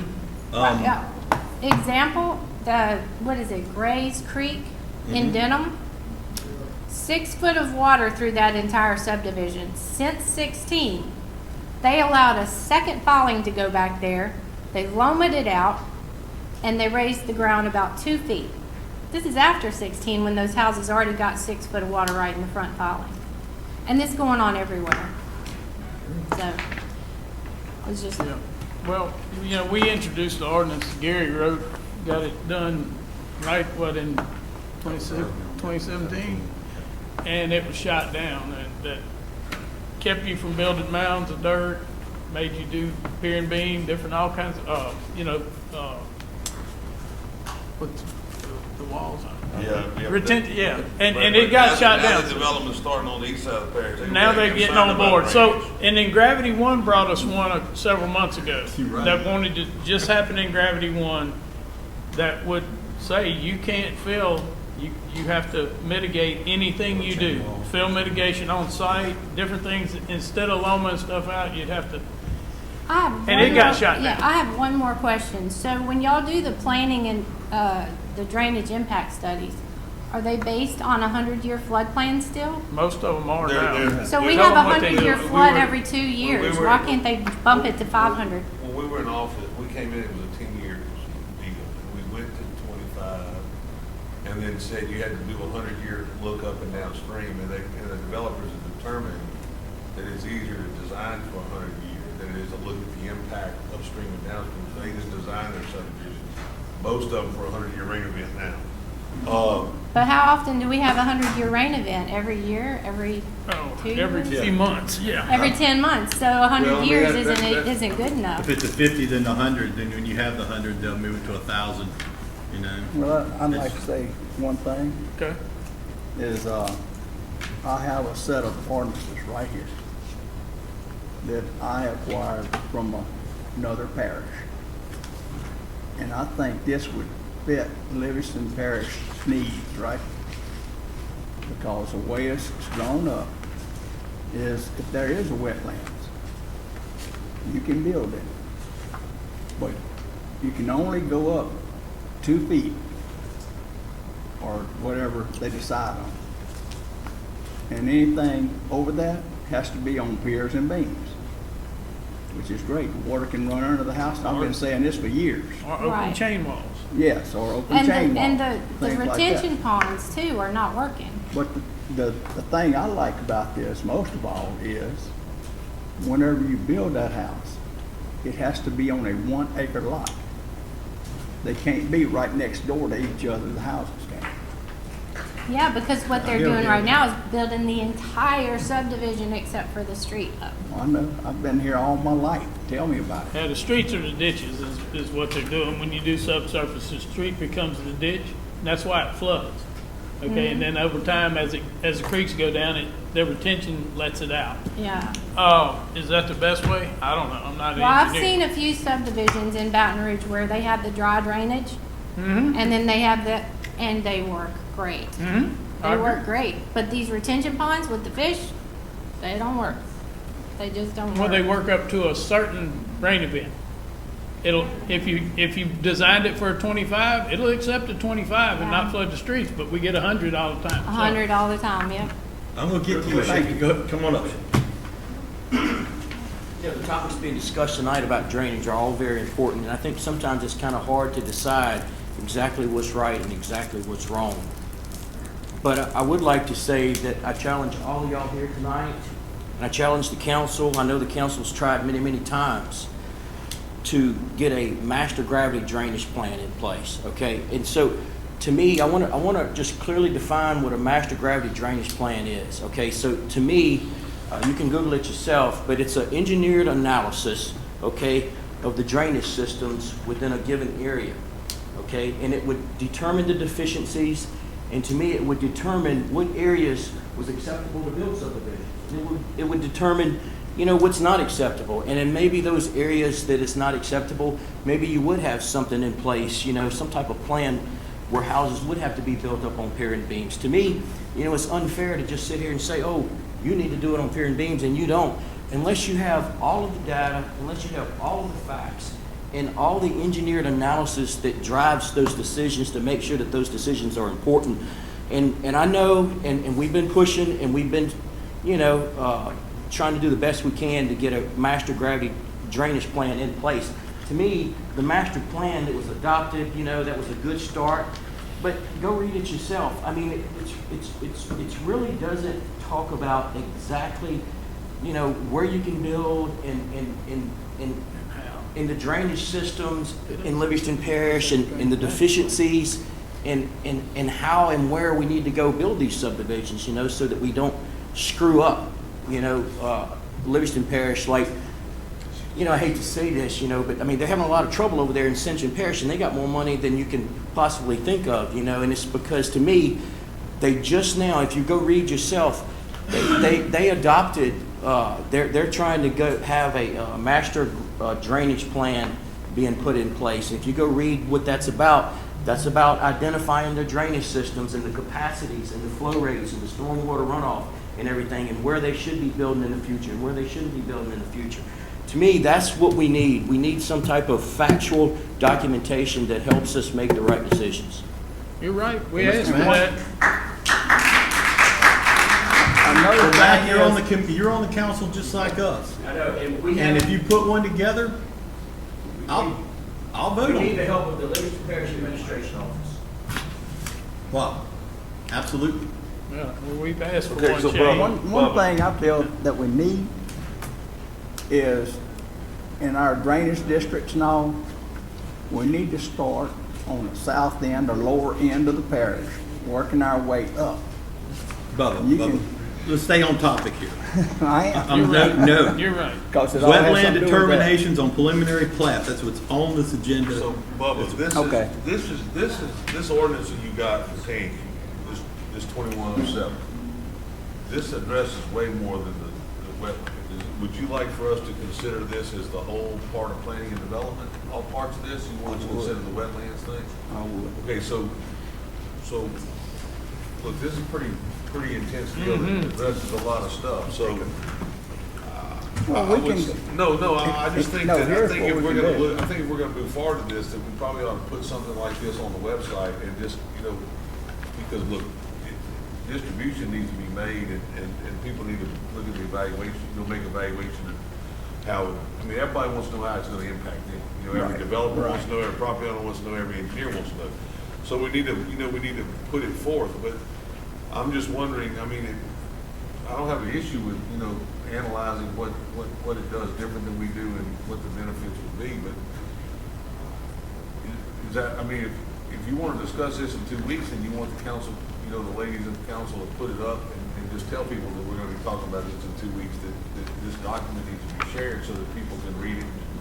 And know what we're and discussing. know what we're going to discuss, because, I mean, I got it Well- 15 minutes ago or 20 minutes ago, and I've read a lot of it, or some of it, and I don't disagree with it, but I'm like, darn, this is a freaking radical change from what we've been doing. So I'm not against it. I'm just saying that there needs to be a lot of input on how this thing's going to impact, our parish, for the good. I'm not, for the good and the bad. So I mean, I'm not against it. I'm just telling you we need to peruse it real we good need to- and we let need to everybody else. and provide it to the public.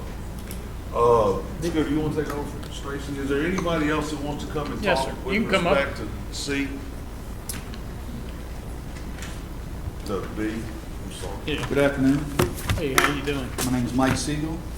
I'm with these people in the back from Oak Hill subdivision. I don't know what else I can say that hadn't already been said. I appreciate your sympathetic ear, but it honestly doesn't look like you people can help us. I'll throw that out there. But I do have some questions that I think are worth Okay. you guys thinking Yeah. about. So, it looks to me, and I don't think this is by mistake, I think the developer knows the system and he knows how to work it.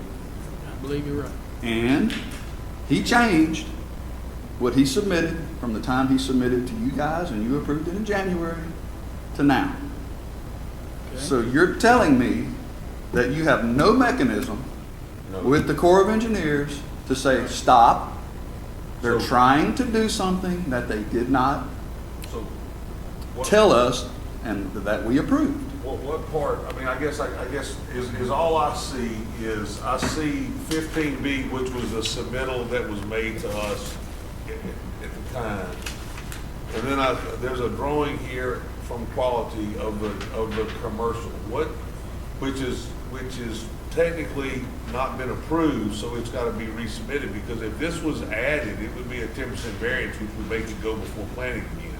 So my question is, what part changed from what we approved on here to what is actually being, I mean, look, I'm not saying that the Corps didn't take into account the commercial part of this in the evaluation, but that doesn't mean that this is technically approved, because if this was attached to this, it would be a 10% variance, and it would have to come before us again for evaluation. Yeah, That's I all I'm agree. saying. So what mechanism is in place that when this guy gets his approval and he mitigates his wetlands, which by the way has nothing to do with flooding, it's flora and fauna. I built, wetlands, I mitigated wetlands. Okay?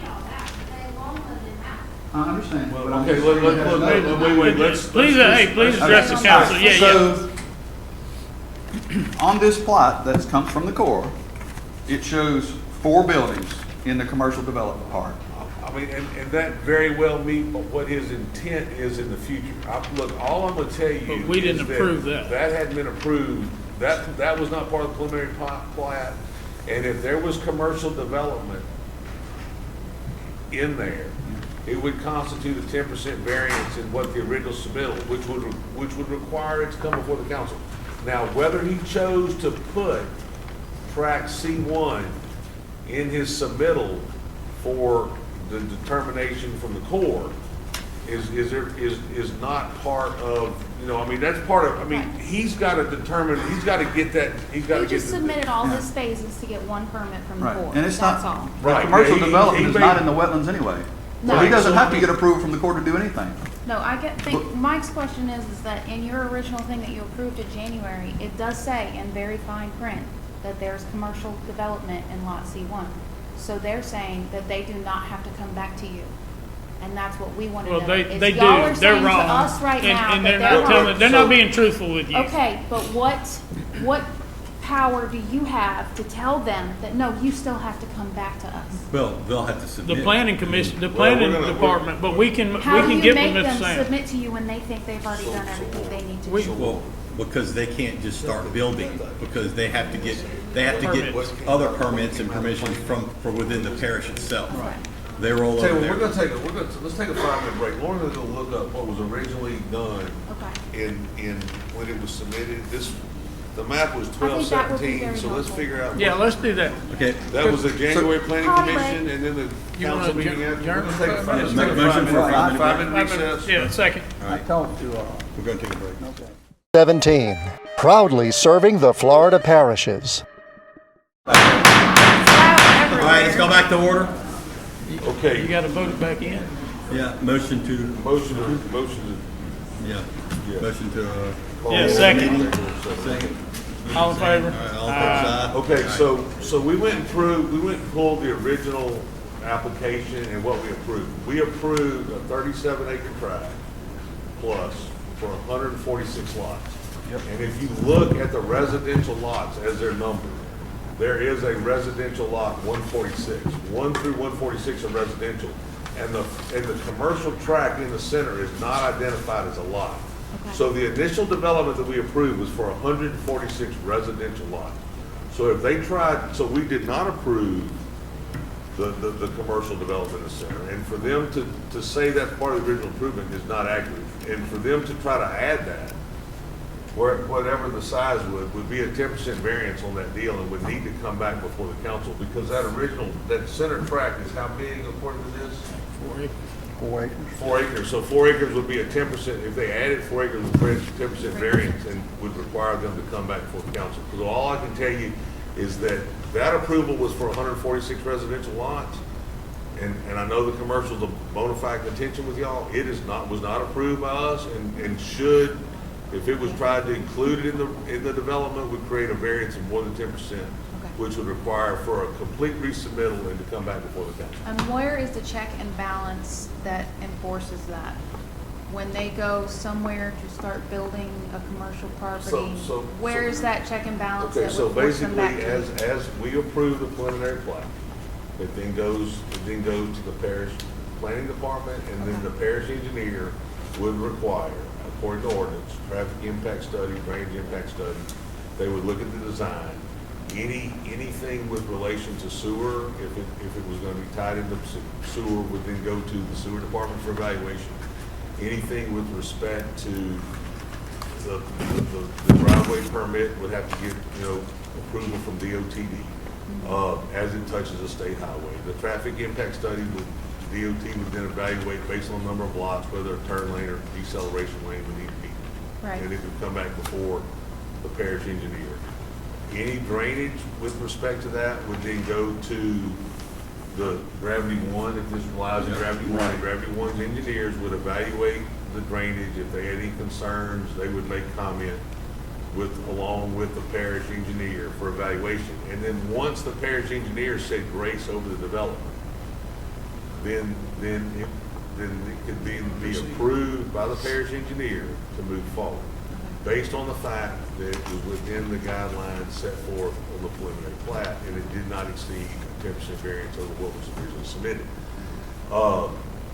The wetlands deal is that all roads that are given back to the parish, for us ownership, have to be mitigated out.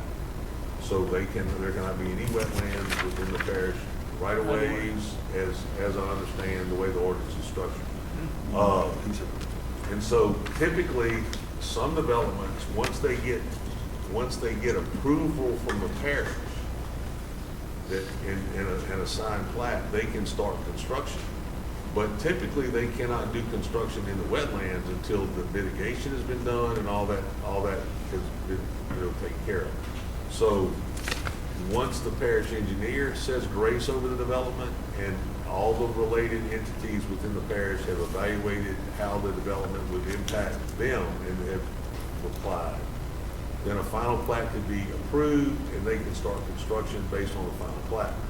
However, they couldn't construct in the wetlands until they were straight with the Corps of Engineers. How do they have a full development that is approved by, how does the parish engineer approve something without a wetlands determination? We don't look at that. They don't look at it at all. I guess, because ultimately is that. How is it okay? How do you do a drainage study Because without? ultimately, land can be mitigated. Yeah. It's just a value, it's just to determine, once the delineate, get my terms Yeah. straight. Once the determination is made and we determine what's wet, Yep. then the Corps will look at what's wet and basically give a delineation of what it would cost them in acreage. Yeah. Whether it be a 1-to-1, 2-to-1, 2.5-to-1, based on the bank that they were going to and acquiring the land. And once they had that delineation, then they could make the purchase of the out of the land bank, and then the Corps would then remove that. So in essence, we could approve a design, but typically they couldn't construct in the wetlands until they had mitigated with the Corps. Which still destroys that wetlands and it never comes back. Right. Okay, but they're preserving it somewhere else. So they say. So they say, yeah. But- And a I never mitigation understood bank. that whole They process pay- either. They but- pay for a mitigation bank, which is somewhere in the geographic region. Yeah, you hope. So just, I'm sorry, I think your question was, what are the checks and balances? Yeah. Pretty much every department he named falls under administration.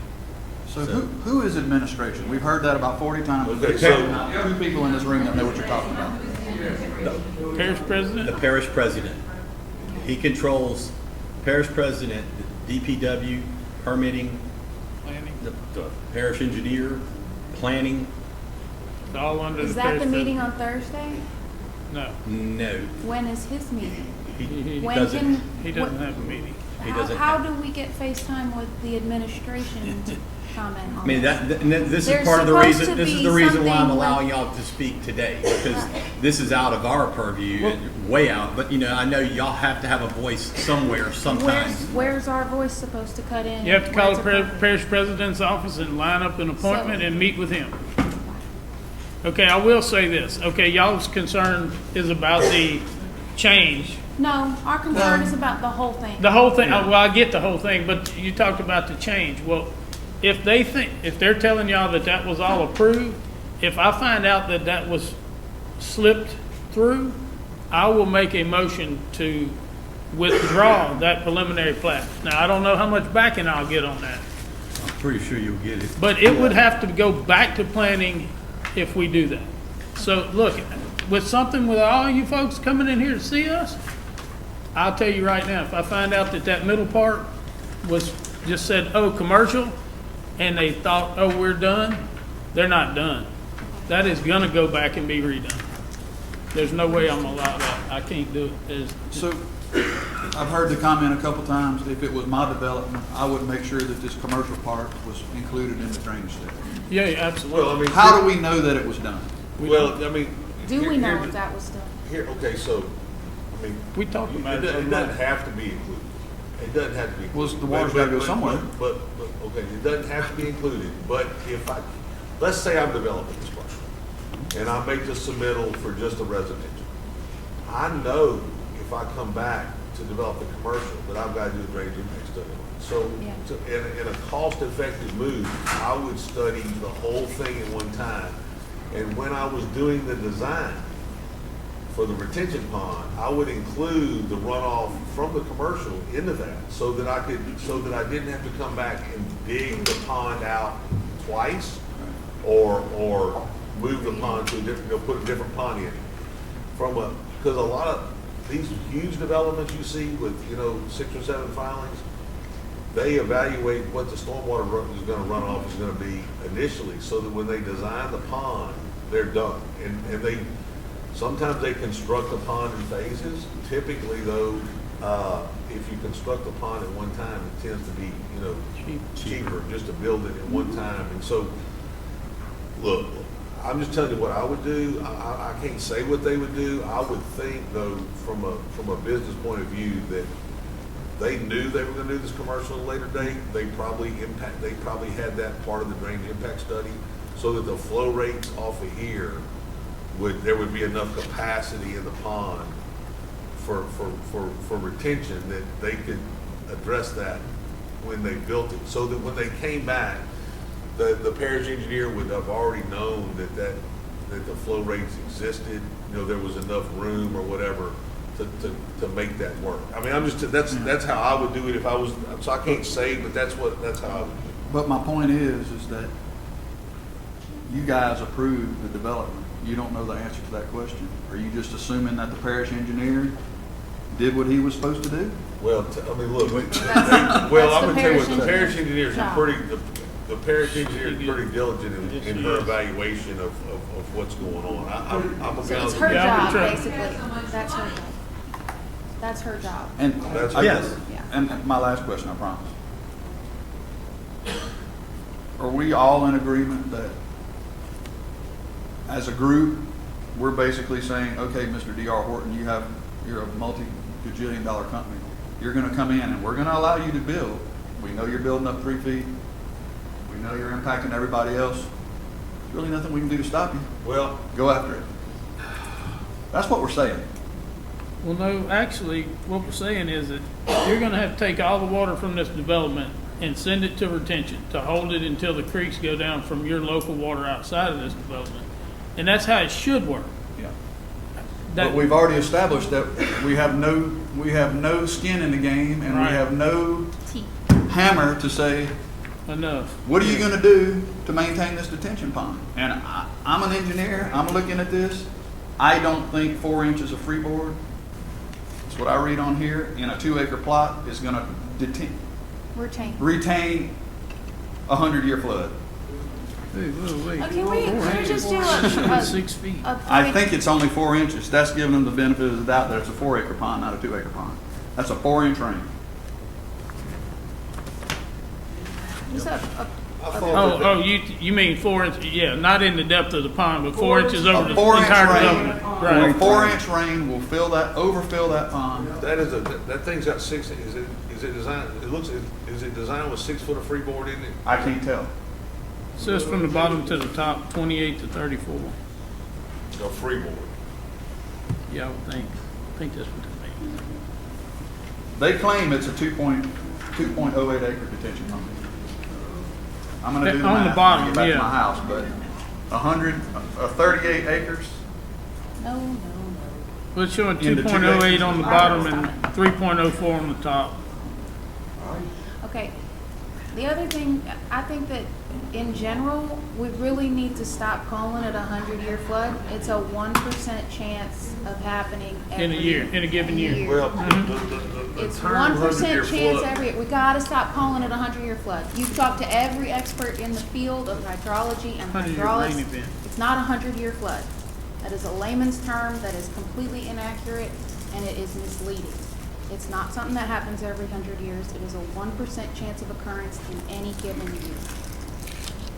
Our I have a neighborhood's in question- flood zone X, guys. We don't have to have flood insurance. But we We do. will after this. Yeah, do this, anyway. this is, Can y'all do an ordinance that requires dry retention? yes. Is Yeah, that that's something what- that that's y'all what would we- do? Yes, we could. In this development, I And you think have that'd be talked about perfect. zoning several times, Tracy. Is there a way to put a moratorium on construction until zoning is in place? I don't think so. Because the plans associated with it would be so. I mean, I know that you have to have a timeline, and So you have a timeline for zoning, right? well, I have a, Plan. I stand in front of the engineer and go, I need this done. I need it done. Now, Right. there is, There's a if you lot live here, after he if brings you it live to here us. any length of time, there Yeah. is a. I've been here over 10 years. I've been here through some things. There has been pushback for zoning since Bubba was my age. Now, is that, So, that I mean- pushback is political and No, it's just behind the people in doors, general or did what? not want it because. Right. No, yeah, it is and- political, just It's- everyone don't want But, to be I told mean, what it you is- can and it- can't do. It has changed, and the votes are there to get it done. But and this is just my And opinion. that's something that goes out to the parish, or that's something No, that is no. done in parish council? We could do, the parish council could actually vote to implement. Okay. But you have to have it drawn out, like every square inch of this parish has to be designated. And I think we put them on task, I think it was in February. Okay. So, Yeah. and it's still early. We Now, got- I made a, I wanted it done by the end of the year. Right. Doubtful. That's a tall But, order. Yeah, Well, I mean, we got- if I didn't give a tall order, then it would be forever. And, Right. so Right. I know I gave a tall order. Do I For the expect it to moon be and done the this stars. year? I mean, honestly, no. But it will be done by sometime next year because we'll put something together. And wherever we're at that point. Can you put something in place that has restrictions based on that end date of when zoning is done? You'd have to have a definitive date Well, for zoning. So that's, I guess, I mean, look, we've asked the question about,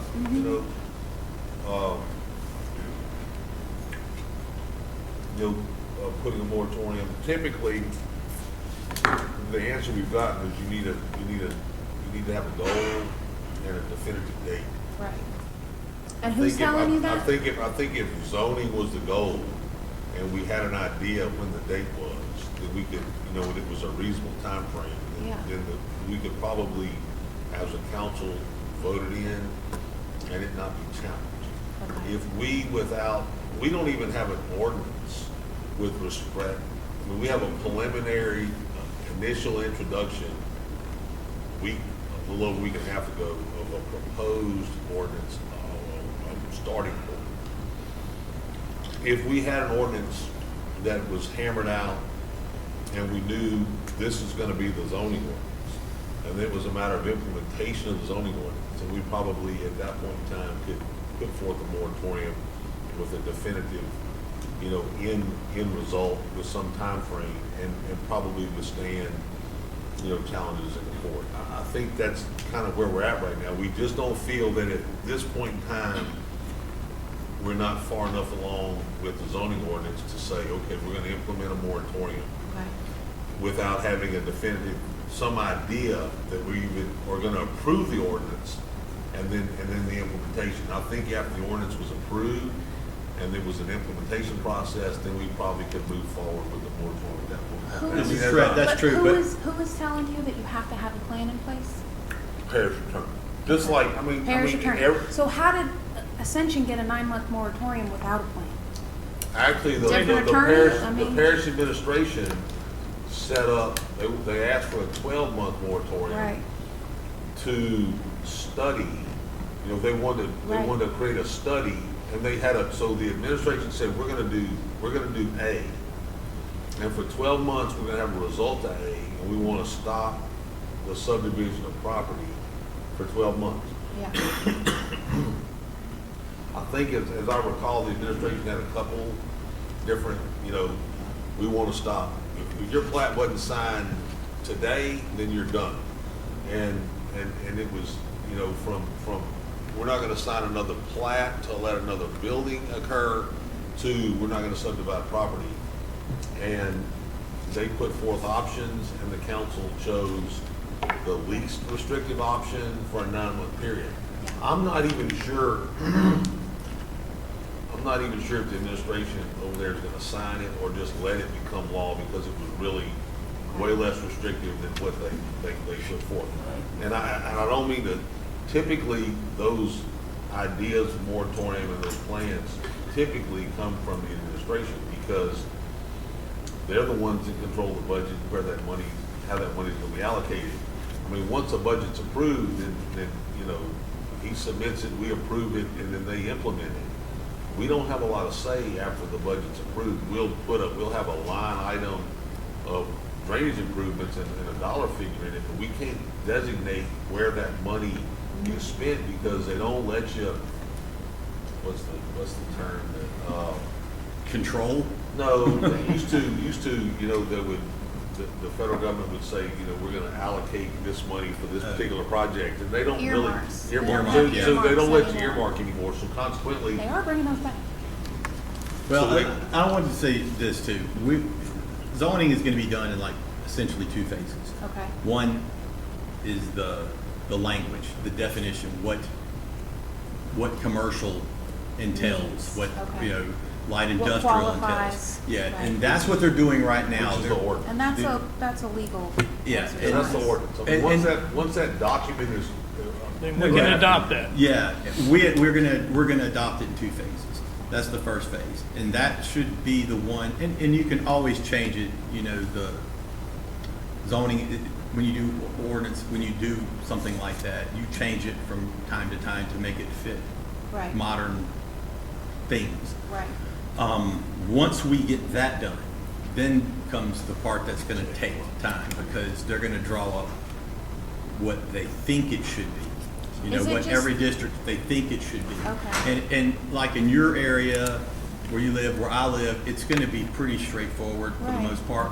But in the eastern part of the parish, there's a lot of open land, so. Right. And then once they draw those up, then at least we have to, but we're going to go and have public meetings in each area, each councilman. And we'll go and help each other, we'll sit with the general public. And go, if it comes down to, this is where your property, this is what we think it should be. How do you feel about that? Okay. So basically what you're saying is you have to drop a definition, and then you have to classify every piece of property That's into correct. those And then definitions. then we're gonna go and get public And input. then you get public input, Yeah. and then you Yes. vote on it, and you're done. That's correct. Now, I believe that after we get the defining part done, and then they get those maps drawn in the format that they go, hey, this is what we think. Right. Then, at that moment, we could say 6 months. And then that's a And then reasonable amount of we time could do that. to- And I don't have a problem with that at all. Okay. But I think we could stand on that, don't you think, Gary? Yeah. Yeah, and then anybody could come to the planning and zoning if they have an issue and they want to build something else there, and, say why, and may be allowed. But if we don't start, Right. And look, we had to fight to get the money to get the zoning, the engineering done, For the put zoning. in the budget. Yeah. yeah, because we don't they- get to decide how to So, spend money. I guess the question that comes down to is how do we as citizens advocate for y'all to get teeth?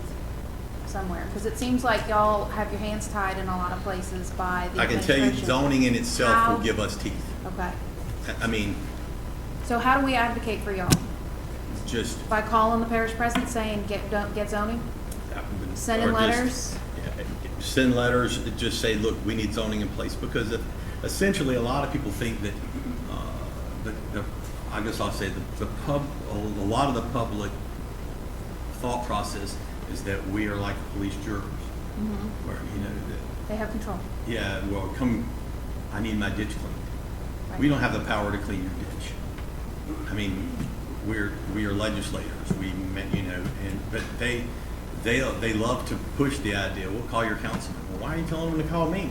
I mean, I don't have a problem talking to someone in my district, but I have no control over it. I'm calling the same number to report your Yeah. problem that you're calling to report your problem. And now, will they talk to me? I guess sometimes they probably talk to me faster than you. Sometimes they will not talk to me faster than they'll talk to you, Right.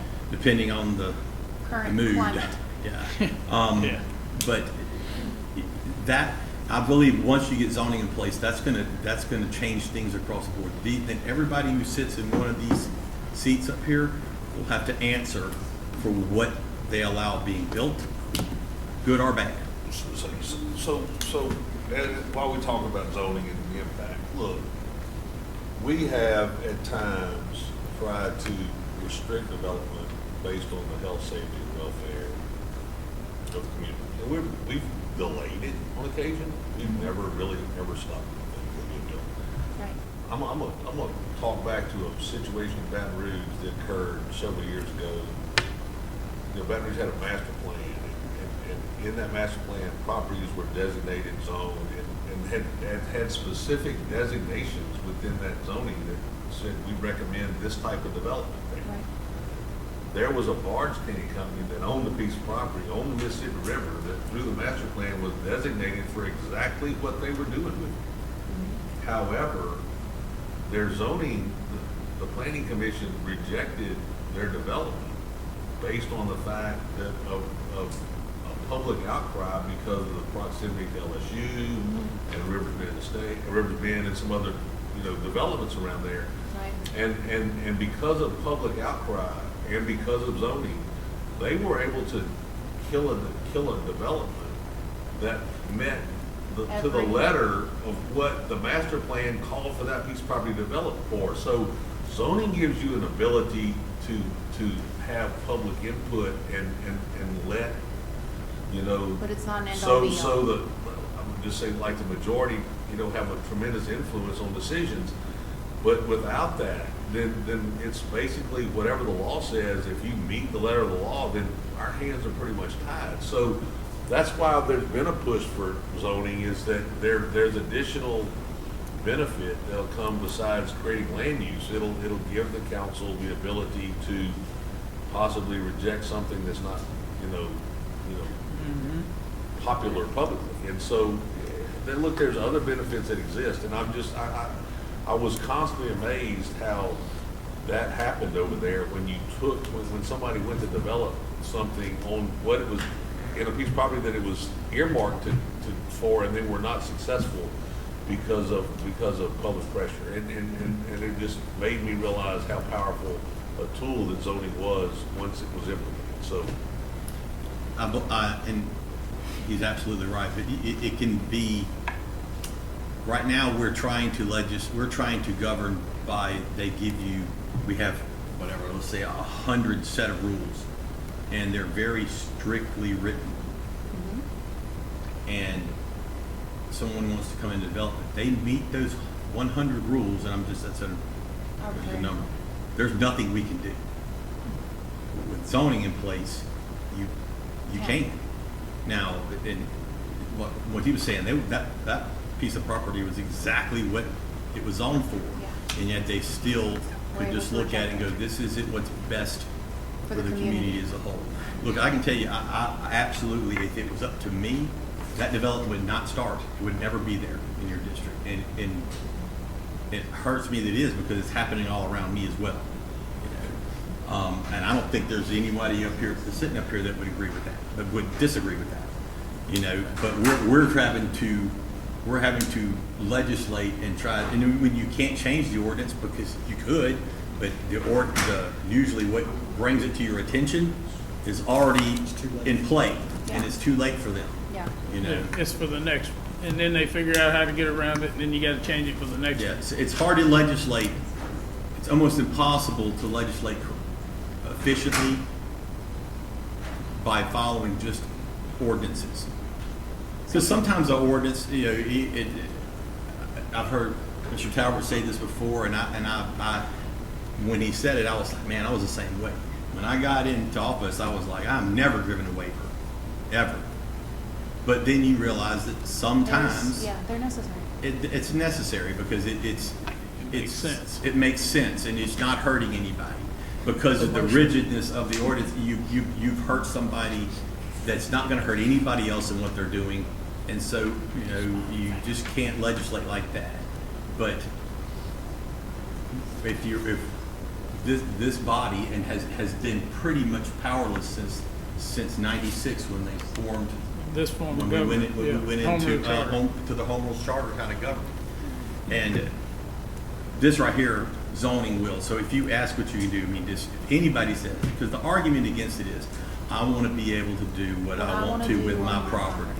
That's what you're going to hear. But I want to tell you what you can't do with yours next. We've week. heard That's that right. many But- times. but Yeah. I should be able to do what I want to with mine, but I'm I gonna don't tell you want what you to do doing with that. yours. Yeah. And you know, and look, I understand that, but at the same time, though, we have to look at it from a community standpoint. But I believe that it's there. So know? can we make suggestions at this meetings for ordinances for you to consider? Absolutely, but So- but what you do, Or if it's something you already considered? Well, Or if you- tried and got shot down? what you do is you call. Typically, you would call your councilman, or you would call your councilman. But since it's only 4 of us, you can call any of us. But I'm gonna be honest, if you want to get something done, you call that one Right right there. there. And tell her what you'd like to see. You call Lauren and she'll get it So we together would and like- make would sure like we for know the what you councilman To said. address this particular issue, and Okay. she'll send us the how-tos and why we can't and everything, so I'm just. Or it's already there, we can change it, yeah. Because you know, at the end of the day, we're just people. Okay. We're just ordinary people who have ordinary jobs too. So, And right. we don't think of everything. That question comes from the, you had the Citizens Drainage Committee give recommendations, but it seemed like it was open-ended on the agenda, Part A of number 2.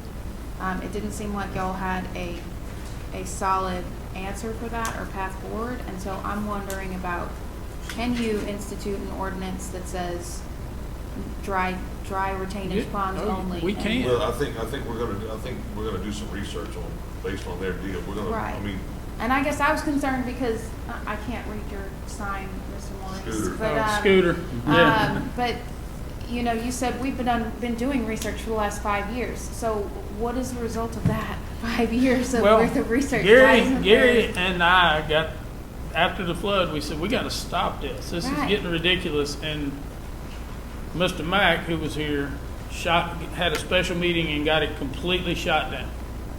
Okay? Because you gotta have 5 votes to pass an ordinance. But he's all for it now. He's all for it now because it's happening to him. Yeah. Okay? so Not look, wonderful how that's- let's understand it. So can we bring it back up? Same thing? Yeah, I How think next? we're actually working on a dirt field ordinance now that one came to us, had some issues, and so we just sent it back to the group and kind of Okay. created it, and they're working on it. Look. Is the dry- that like a not allowing people to bring in fill? Is that? Yeah, that's a Yes, restricted. fill that's a restricted mitigation, fill all mitigation. kinds of- Basically, it just says to bring in fill, you gotta mitigate it within, a Right. particular. Like she said, lawman out things. So if Right, you were like to she do said. that, you would have to create something nearby to take care of the water that you So, pushed out. The other issue that comes up with that is that you can come in, designate your wetlands, get the Corps to okay it, you come in, you build it up 2 feet. Within 6 months, you put a slab on that and everything. What about differential settlement? What about compaction and consolidation? Like, those things take longer than 6 months to happen. So you've lowered it out, and your person who's buying the house feels a nice peace of mind. But guess what? In 2 years, that thing settled 3 to 6 inches. And if you're on some historical water bed that you, oh, well, we're engineers, so we're gonna do what we want, and Mother Nature's just gonna have to cooperate with us. You go down by Thibodeau, there are areas where they have to have sheet piles. They cannot build a levee in certain areas because that is a historic turnos, and the land will just not stack up. It will not say stacked.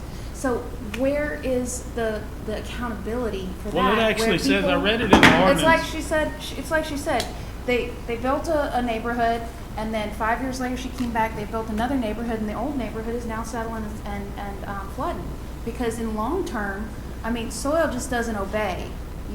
I built you up to 32, you're gonna stay at 32. No, that's not how it works. I mean, typically that, Compaction you gotta test. run the Yeah. compaction test, you gotta dig down, you gotta find ground that, works. Right. And- Pre-existing. And look, I mean, But how extensive are their soil borings for that, I think that's under the federal statute that we're having to build stuff under, isn't it? Shane?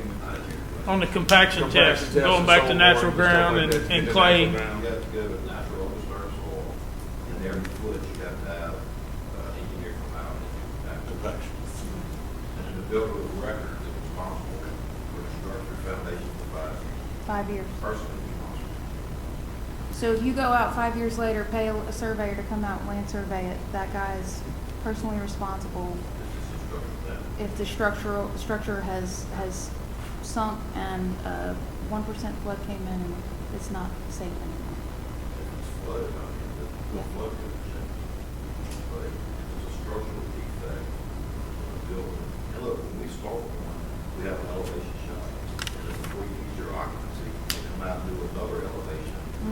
Tracy's bad in your foundation. Let's go on, guys. Within 6 months, you know, Okay, Okay. Thank you. thank you. But no, but if you have something, just bring it to call Lauren or bring it to one of your councilmen. Come on up. I know. My name's Robert Hill. I live on Oak Hill Road, directly behind Mike Reed. One comment that hadn't been brought up, I appreciate that. there's nothing obvious in this plan as far as the sewage effluent for this subdivision. It's city It's, sewage. it's gonna- Yeah, it's it's gonna city tie- sewage. it's gonna It ties tie- in with the lift station, Okay, so where's the lift station? It doesn't, right there. and that's It's on the gonna map. go, okay, well, that's not on the new plan, it doesn't say that. Well, yeah, the one we approved shows where it ties in Livingston Parish Sewer District. Okay, that's So- fine. So there's a gravity main around there somewhere, manhole, they're gonna force it to. Well, it's not there yet, but, okay, I got you. Yes. The other thing is, and Mike had mentioned when Buddy came in and dug the ditch across between his property and our property and all the way down that edge of the subdivision, Ashland had 4 houses originally when they built it that tied into a collection line that went out through our neighborhood to Brown Road, and they were having issues with it. The parish was coming out and they were gonna dig the front ditches in front of the houses to make the effluent run out that way, and they were gonna have to dig ditches this deep and put a lot of culvert in. They came and asked me, they talked to Mike, and I forget who it was, but came around and asked me, said, look, we're trying to avoid having to dig these ditches 7 feet deep out here. Do you mind if we cut a ditch down here to try to drain this water off? I said, okay, if you'll take care of it. So they went down his south property line, came up from the street, came all the way to the boundary between Ashland and Oak Hill, and went north up into this proposed development and tied into a drainage ditch that's up in there. No permits or nothing. Hurricane Gustav dumped some debris in that ditch. After that ditch was put in, 3 or 4 houses started dumping their effluent in that ditch. So right now, you can come in my backyard, my little pond in my backyard smells like sewage effluent. You can go to Dixie's backyard. Her pond in her backyard smells like effluent. You can go to Brad and Molly's backyard. You can go to the next door. And we've got effluent in our ditches. I've got a video from 2013 or somewhere in there where I had a catfish swimming across my yard. And we built in '94. There was only one house in the neighborhood when we built. Our subdivision was chartered in 1982. And our neighborhood originally drained to Jubin Road. Ashland got built in between it, screwed all that up. So we reworked our drainage, put culverts in, and drained ours to the north. And then Buddy came in and put that ditch in. And after Gustav plugged that ditch, the parish wouldn't come out. Our administration wouldn't come out and clean the ditch. So now our yards flood, and Ashland's affluent is running through Oak Hill subdivision.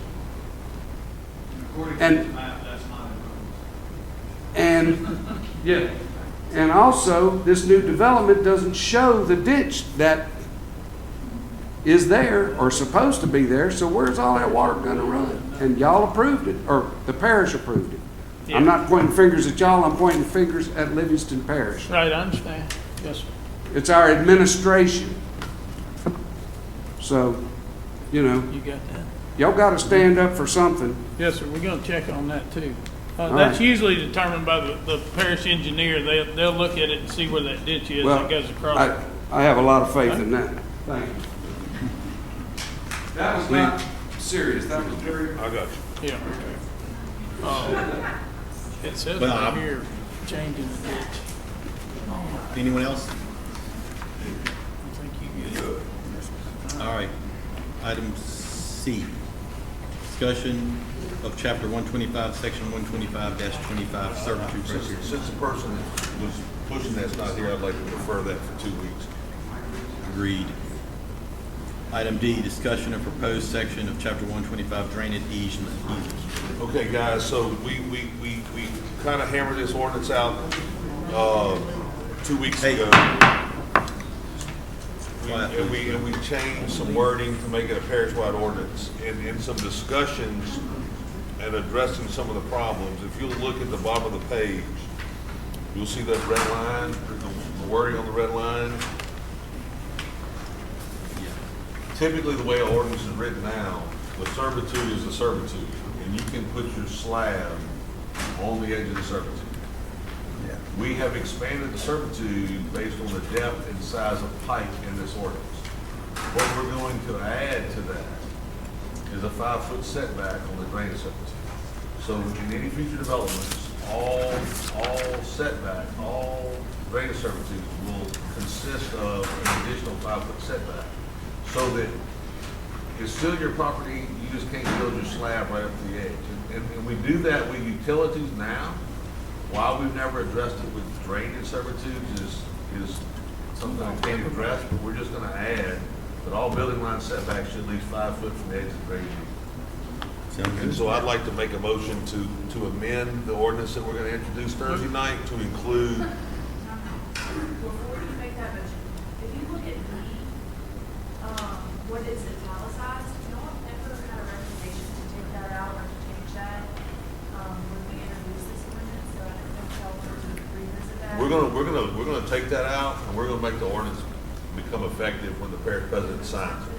Okay, Which is typically what our ordinances are. They okay, become, yeah, and I wanted to say that, but there was never a formal motion, and also since all developments approved or constructed before the state or we're just gonna remove that, basically that says this ordinance become effective when the parish president signs it. Okay, so I need a motion for that change and. I'll make a motion for both changes. Second. Oh, Bubba. Second by Mr. Bubba. All in favor, say aye. Aye. All right. So we're gonna present that. Other business?